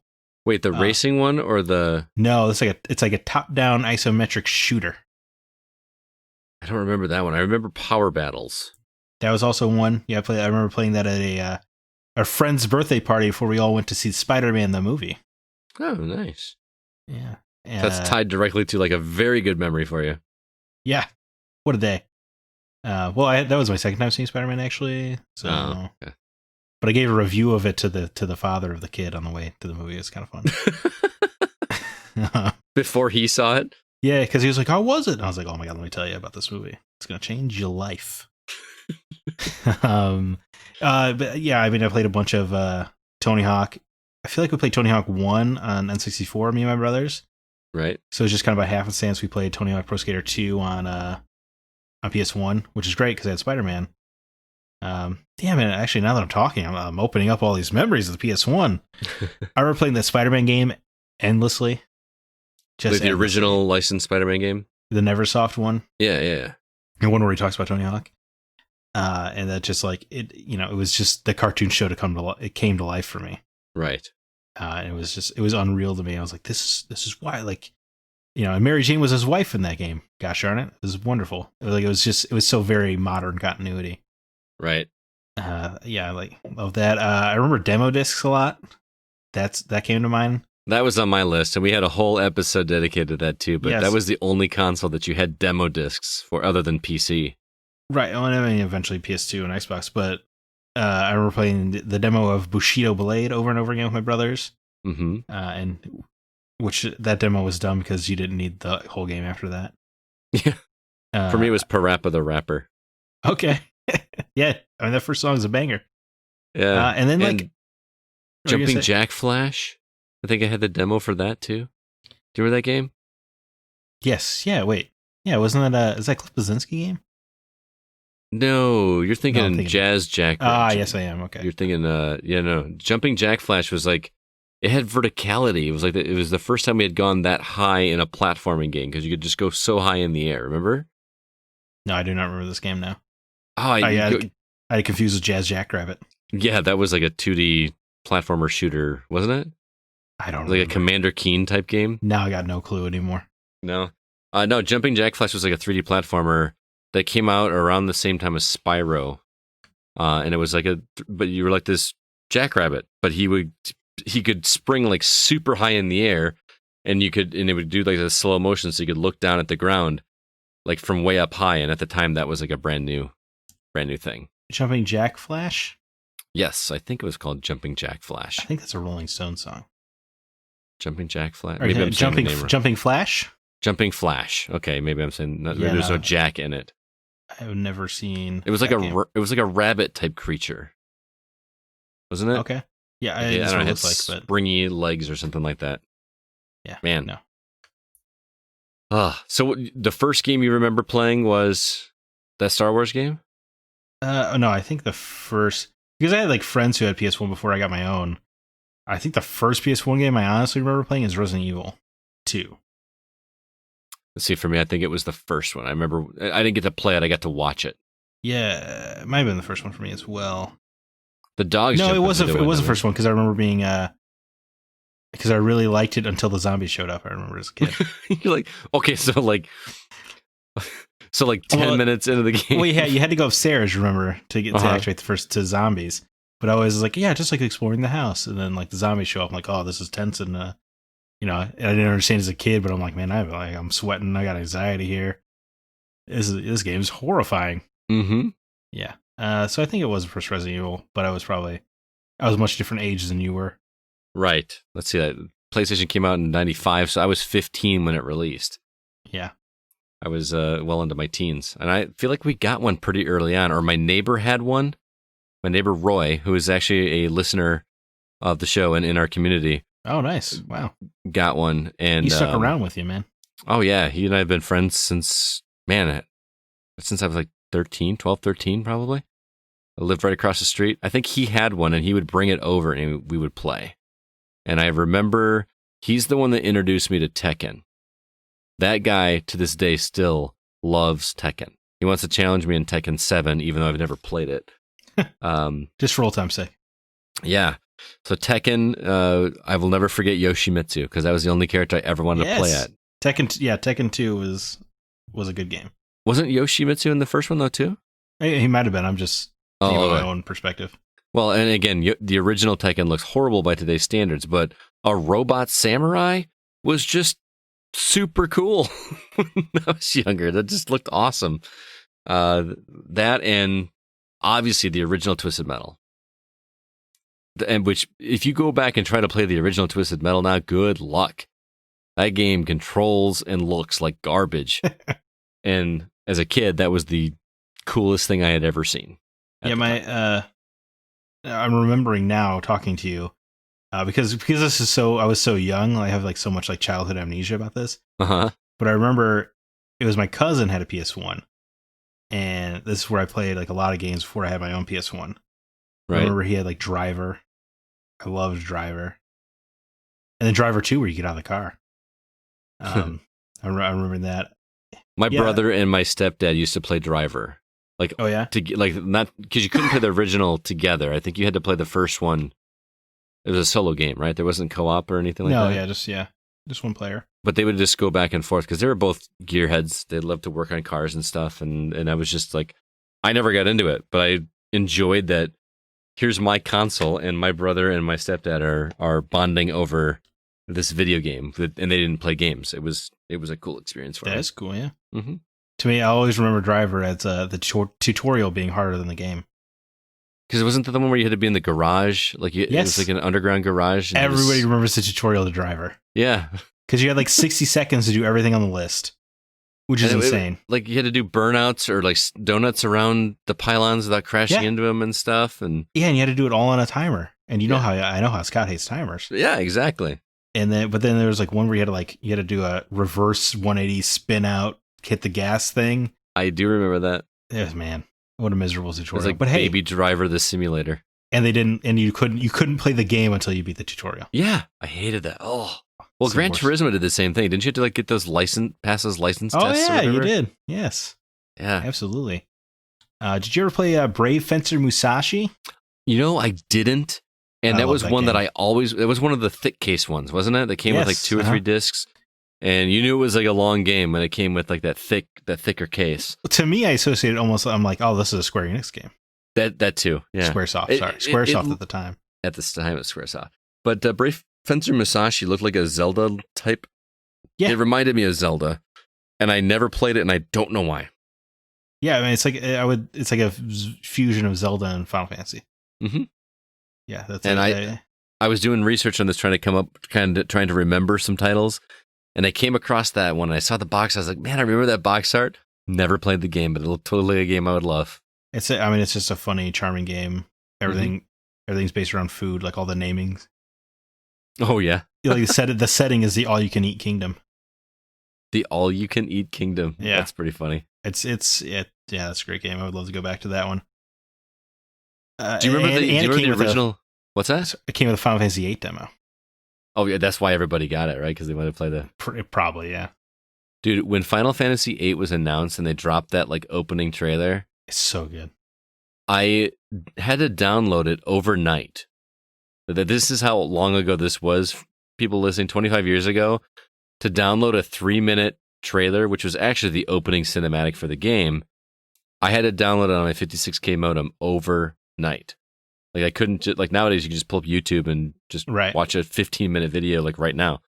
I watched that thing God knows how many times. Just meticulously looking at all the details, trying to determine what the story is going to be about. Who is Cypher? Why did he cut up Squall's face? Did he actually kill him in that shot? You know what I mean? And and the love story. There's going to be a love story, and this is going to be great. Squall looks so cool, especially in 1998. He even in those videos, like not the actual game where he's all pixelated. You're the best looking guy here. Yeah, of course. But like he was a cool looking character, and the gunblade was just neat. The gunblade's so cool and impractical. I love it. Yeah, I loved it. And he would totally like point it and fire it, like this long blade on the end of it, and still fire a bullet out of it somehow. And then my Final Fantasy VIII story, and I know I've told on the show before, just like I know you've told that video story before, was that I rented it from a video rental store. And the clerk was like, "You're not gonna like this game." I was like, "Oh no, the demo's great. I'll love it." And then he's like, "I'm telling you, you're gonna want to rent Final Fantasy VII." And I was like, "No, man, I want to rent FF8." So I took it home and I played it. It was a 5-day rental, and I played it for 2 days. And then my mom returned some movies. And I was like, "Well, I can return Final Fantasy VIII. I didn't like it." Oh wow! And then did you ever finish it? And I went there. I did get to the last disc not too like a couple years ago. But when I returned it, the same guy was working the counter. And he's like, "I told you wouldn't like it, man." I was like, "Yeah, I know. It's a bummer." So then he went and he grabbed Final Fantasy VII. And he's like, "Here, I'll restart your rental." profound. What a guy! I was like, that's a pro. What a guy! That guy. You just had to like make your day as a kid. Yeah, I mean that's why I keep talking about like all these muddled memories, but like that is crystal clear memory to me because it made such an impact of just human kindness. That's awesome. That's a really cool story. Yeah. Do you remember the original boxes for PlayStation before they went to the jewel cases? The cardboards? The cardboard long boxes? Yeah. Like those are kind of rare to come by now, but I remember seeing those in my video store. I think I've mentioned it before. It was called Video Age. It was my rental store. And the first time they got those, we had these PlayStation boxes that were massive and they were long and skinny. They had Warhawk and Twisted Metal. And they were utterly impractical. Totally. They didn't make any sense. They were bigger than DVD. They didn't even have DVD then. But even but other video games, even the N64, you could fit them on a bookshelf. Right. You could not with those long boxes. Right. But they still look cool. There was a long box game called Philosoma. Do you remember Philosoma? No, but it sounds naughty. It was a shmup. Just okay. Purely a shmup. If you get a chance, go look up the trailer for Philosoma. It's spelled just like it sounds, just with a PH. As a kid, I imagine that the trailer doesn't look impressive now, but that totally sold me on wanting to play that game, and I wasn't even into shmups as a kid. It just sounded, the voiceover, he would end the trailer and go, Philosoma. Just the way he said it was cool. Really cool. I want you to watch that trailer. Yeah, I mean, a lot of my memories of PS1 is the video store, for sure. Mm-hmm. And it was nice because you come from N64 game rentals where you had to hope that no one deleted your save file. But on PS1, your save file was at home. You just had your memory card. Exactly. It was so great. And I found a lot of weird games. You know what? I'm going to go to listener comment for this. Okay. LD Gundy 7 says, my first introduction to the PS1 was at a boys club. Some older kids brought in theirs and let some people play. The first game I played was Driver, and after that I was hooked. From Spyro to Crash and Twisted Metal to Ape Escape, I played a lot and had great times with Metal Gear Solid and Mega Man Legends. That's another game I love. As for gems, Jade Cocoon and Sheep Raider are my two. Jade Cocoon is a Pokemon-like game with the ability to fuse monsters together for better stats, and Sheep Raider you play as Wile E. Coyote finding new ways to steal sheep. I rented Jade Cocoon so many times that it's foolish I did not buy it. Yeah, I have quite a few games like that. That are movies that I've rented so many times that I should have just bought it. Yeah, no, but Jade Cocoon, he's right. It is a Pokemon game, but you like cocoon monsters. They like go into a cocoon together. It comes out and makes a new monster. So there's this like element of discovery. But that game is dark as hell. Is it really? Like your girlfriend sacrifices herself at the end of the game, like becomes like fuses into like a weird temple thing to ensure that you live and stuff. Just like as a kid, I was like, what is happening right now? A lot of like I feel like there's a lot of like sexual innuendo as well. I feel like it was Japan, right? Japan looks at things a lot differently, and that's true. People were still unclear about video games at the time, so I feel like they could have gotten away with a lot more at the very early onset of the PlayStation era. Oh, yeah, that's a smart observation. Mm-hmm. Yeah. Well, I got a listener comment I want to share with you as well. This one comes from Rob Southgate on Facebook. He says, I played the hell out of my original PlayStation, but the game memory that I always bring up when talking about that system is the first time playing Metal Gear Solid. I think it was the first PlayStation game I beat. I was completely captivated by the story. It had so many unique features to the gameplay and some truly shocker moments. Not a hidden gem because it was a hugely popular game, but one of the most satisfying game experiences I ever had. And the reason I chose Rob's comment here is because I had a very similar experience the first time I played Metal Gear Solid. And forgive me if I've told you this story, but I was living with my aunt and uncle. They weren't actually my aunt and uncle, but they were close enough friends that we called them aunt and uncle. And they had a PlayStation, but I had a copy of Metal Gear Solid.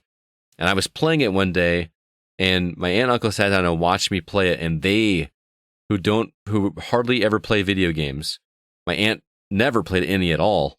My uncle just played like racing games and stuff. They were watching me play this like it was a movie.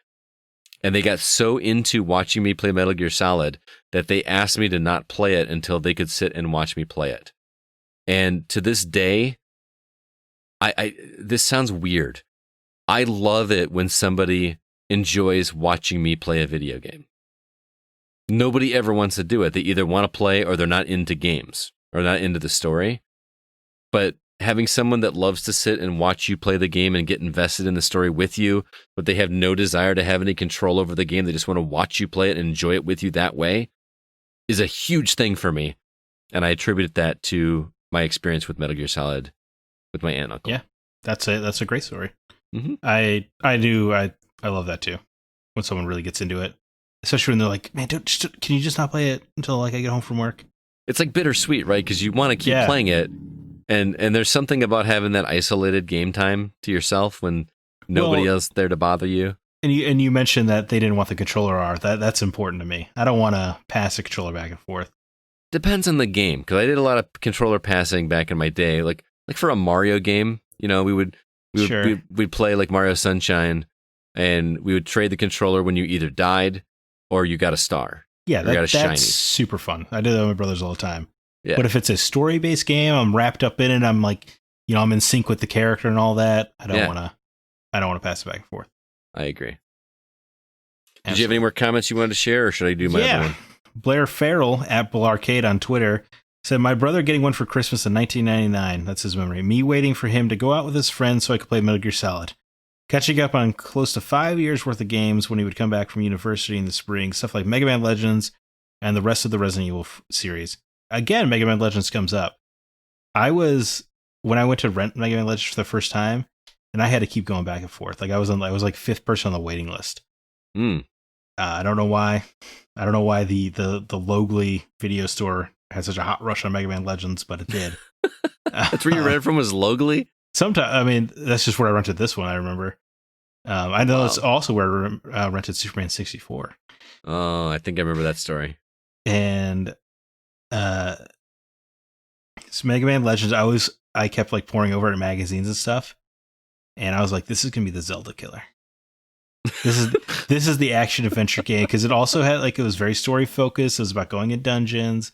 I was like, this is about to smear Zelda all over the wall. I was convinced, and I played it, and I like it a lot, but it's no Zelda. I mean, I love Mega Man Legends is great. I hated that game so much. Well, you come from that was the first Mega Man game I ever played. Oh, see, Mega Man Legends. So I didn't have any preconceived notions about the franchise. And you could kick the can, and it would have realistic, well, at the time it seemed realistic physics. In town, you could just kick that can around, kick it into a guy's store. I don't know why I remember this. It was so fun, kicking that can around. It was your first open world gaming moment, was kicking a can into it. Yeah, I mean, I had played Ocarina. Like in hindsight, it's funny. You have like, as a kid, you're like, this will destroy Zelda. But then you're an adult, and you're like, I hope they're both great. Yeah. Yeah, it's a different mindset when you're young and immature. Yeah, funny how that adapts for most of us, anyway. For most of us, yeah. Yeah. I had one more comment I wanted to share as well from CJ Moore on Discord. He said, hours upon hours playing Hydro Thunder, Twisted Metal, Vigilante 8, Tony Hawk, Dave Mirra, and Tekken. So much good times, but I think the most time I put into any game on the PS1 console is couch co-op playing Gauntlet Legends. I played all the above games with my brothers, but when we played Gauntlet and worked together instead of against one another, it opened up a level of closeness that I was afraid to even mention, because they might just go back to punching me for stating it out loud. Thanks, PS1, for the memories, even if I did jump ship to the Halo box and never looked back. I picked his comment because I just love the co-op nature of it. We crave that kind of stuff. And I feel like we haven't had a really great... What was the last great co-op game we had? A Way Out? Have we had a good one since then? Well, and even A Way Out was like it's like a 4 or 5 hour story. Right. Yeah, they don't really make them like they used to. I mean, I miss co-op. I miss working together, and instead of it just being like an ancillary, we're together in the same world and we're just both shooting the same stuff. Like, yeah, I was gonna say they don't make them like Gauntlet anymore, because like Warframe's a co-op game, but it never ends. Mm-hmm. And then it's just like we're just kind of shooting enemies. You don't need to coordinate in any way, right? In modern co-op. But in Gauntlet, to me, even the original Gauntlet, it always felt like those different characters complemented each other so well. Oh yeah, man. And we still get that maybe like in Borderlands, but at the end of the day, as much as I love Borderlands, you're just, just shooting at a bunch of aliens or whatever. Let's say like Borderlands, Gears of War. I mean, like it doesn't. Your skills don't matter to one another. Right. Like Borderlands, you want to activate your cooldown because it's cool, or Avengers. Mm-hmm. You're just kind of all in your own little fights, doing your own little things. It's not like the Splinter Cell co-op where your partner was essential. Right. Exactly. I also wanted to mention, because CJ said Vigilante 8. Vigilante 8 was a game I wanted to like so much, and it just never felt anywhere near as high quality as Twisted Metal to me. It's Twisted Metal, but bad. Thank you. So apparently CJ liked it. There's no such thing as a bad Twisted Metal. Just Twisted Metal that's not for you. I don't know. The first one's pretty rough to go back to. Oh man, the first one.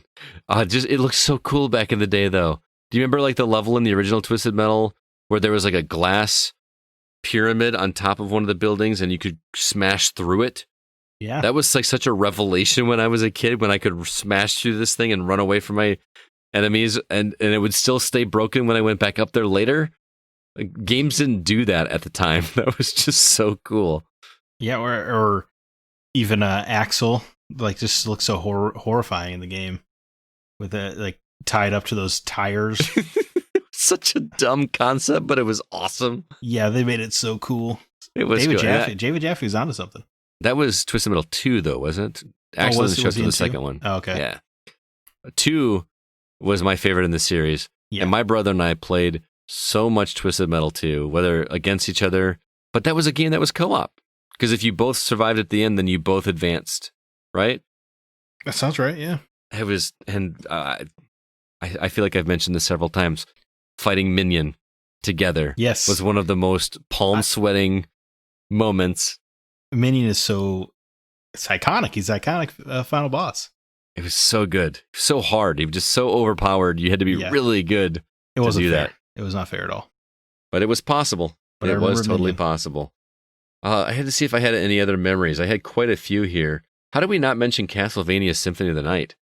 Well, I infamously don't like Symphony of the Night. Oh, that's why you didn't mention it.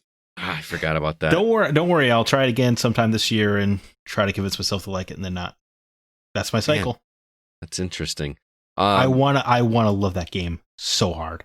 I want you to love that game so hard. The original PlayStation was also my introduction to the Ace Combat series.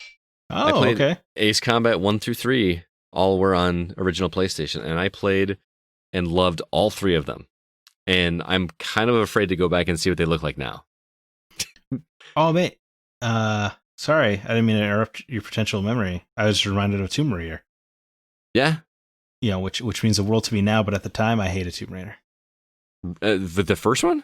Those first few ones, yeah. Why? I remember like just crapping all over them. I remember I got my sister past a tutorial of Last Revelation. I remember that. I have that memory for some reason. Uh-huh. But I hated like the grid system. I hated how precise the platforming was. Like I just didn't think it was fun. I was like the combat didn't do it for me. And then like Tomb Raider Legend came out on Xbox, and I loved and adored that. That made me go back and play the old PS1 games, and I love them. So wow, that's my story with Tomb Raider. And yeah, like Tomb Raider 2 is a game. I think it's one of the all-time greats. It's so wonderful. What I had to do was just reassess my brain of like, these are supposed to be games where if you miss a jump, you die. Right. Like that's what it's supposed to be. It's supposed to be challenging and punishing and brutal. And it's honestly like if you take the 2D Prince of Persia games and made them 3D, that's Tomb Raider. Huh. Instead of like Sands of Time is kind of a reinvention. My memory of Tomb Raider was my friends and probably me. The Nude Raider? No, not that, but like always trying to like get her swimming so that you could, look at her. Oh, yeah. That and like, the big thing with Tomb Raider with Lara was like she had large breasts. That was like a big thing. It was like a first female video game character that I remember that had that. But it was so funny going back and watching the original now. It looked like she tried to stuff her bra with Kleenex and forgot to take them out of the Kleenex boxes. Yeah, the sharp triangles. Like just like straight up. There was I saw a cosplay of a woman that dressed up like original PlayStation Lara Yeah. for Comic-Con or something, and she had like just like these triangle. It was hilarious. But I also have good memories of Street Fighter Alpha. I can't remember if it was Alpha 1, 2, or 3. Whichever one introduced the character Guy as a fighter in Street Fighter. Do you remember that character? I'm not a Street Fighter guy. Oh, okay. He was kind of like a Ryu. Yeah, I assume you know who a Ryu is. Yeah, I mean, I know of Street Fighter. He was a taller, lankier Ryu that could do this killer move where he could bounce off the back wall of the fighting arena. So he could jump backwards and then kick off of that. It was the coolest thing for me. I loved the Alpha series, just far surpassed. Speaking of fighting games, what about Masters of Terrascasi? I never played that. That's the one that's terrible, I've heard. Yeah, it's wretched. Like, just awful. Absolutely wretched. You have to have it because it's a Star Wars game. Growing up, I played every Star Wars game for sure. Dark Forces, an absolute classic. A legend of a game. Never played it. Come on, man. That was the first Death Star plans getting stolen story. I did not know that. Yeah. I feel like that game would be unplayable by today's standards. Well, actually, because if you can get over the hump to play original Doom, you can get over the hump to play Dark Forces. Okay, fair enough. Identical. I got one more to mention: Legend of Dragoon, which is a game that I regret that I've never finished. That was the first game that had active. What do you call it? Like when you actually had to time your action button. Yeah, like what Paper Mario does. Yeah, I don't know what you would call that, but it's not active time battle. That's what Final Fantasy VII was. Right, that's the ATB gauge, son. Right. I can't remember what it's called, but anyway, yeah, we are way over time. Yeah, I mean, there are a lot of PS1 games I still want to play, like Xenogears. I will play that one day. I owned a copy of Xenogears. I ordered it off of eBay when I worked at Landstar back in the day, and had to play it. Never finished it, and it's probably worth hundreds of dollars now. We'll be sure to let's wrap this up. Quick shout out though to Parasite Eve. Oh, that's a game that needs a remaster. A little shot for shot remake of that bad boy would be exceptional. No, I want a Final Fantasy VII rehaul of that, but keep the battle system. Yeah, I mean that's also acceptable. Yeah, I would love that. That would be amazing. What a cool dark story that melded. Yeah, like a cop story with supernatural. That's how I learned what mitochondria was. Oh, really? It was from that game. And Aya Brea is too cool a character to let just die off. I agree. To the sideline. She deserves a comeback. That was a fun topic, Zach. Thank you for the research. Thank you for the memories. I had a blast doing that. Let's go ahead and get out of here, though, because that's going to do it for this episode of The Gaming Outsider. Stay tuned next week for our episode. We don't know what it's going to be yet. But we'll have that posted on the socials for you. Zach, any parting words before we get out of here? Oh, sure. I mean, I'm continuing my Star Trek journey. Yeah. That's been a lot of fun. I guess I don't want to bore people bringing it up every week, but it's Next Generation. I know people say season 1 is awful, but I'm actually enjoying myself with a few exceptions of some pretty truly awful episodes. Mm-hmm. But I like the characters, man. I like Data. Like I'm just walking around trying to sound like Picard in my daily life.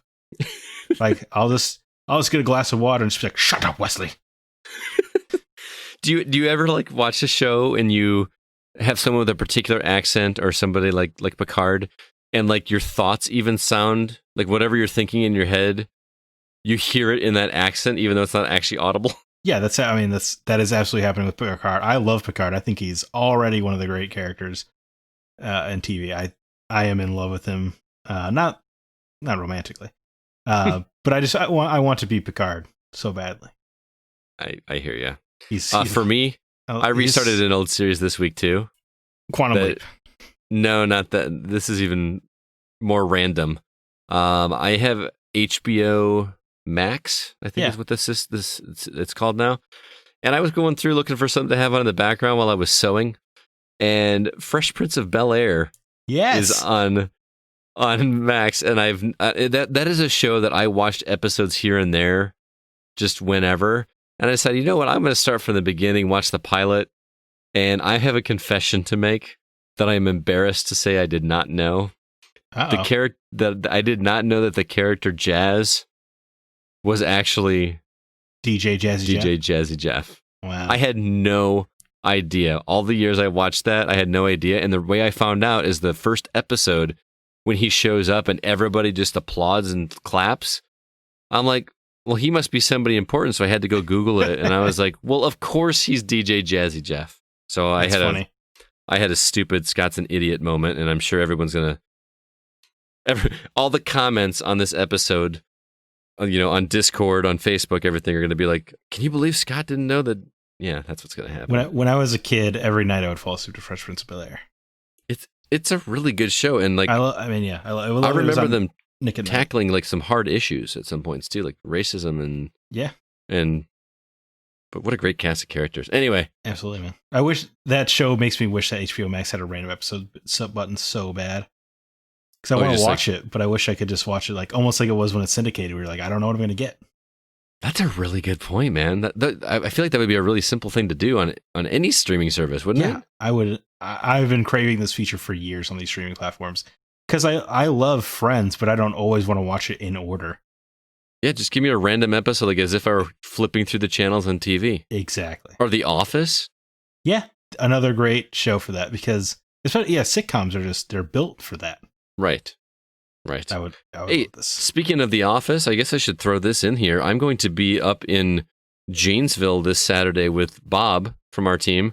Okay. We are providing MC for an Office trivia night at a bar up in Janesville. So if anybody's in Janesville area and wants to stop by, have a drink, buy some masks, I will be up there with Bob providing DJ services, and Bob's going to be MCing that trivia night. So I feel like there's a lot of episodes of The Office. It's ripe for trivia.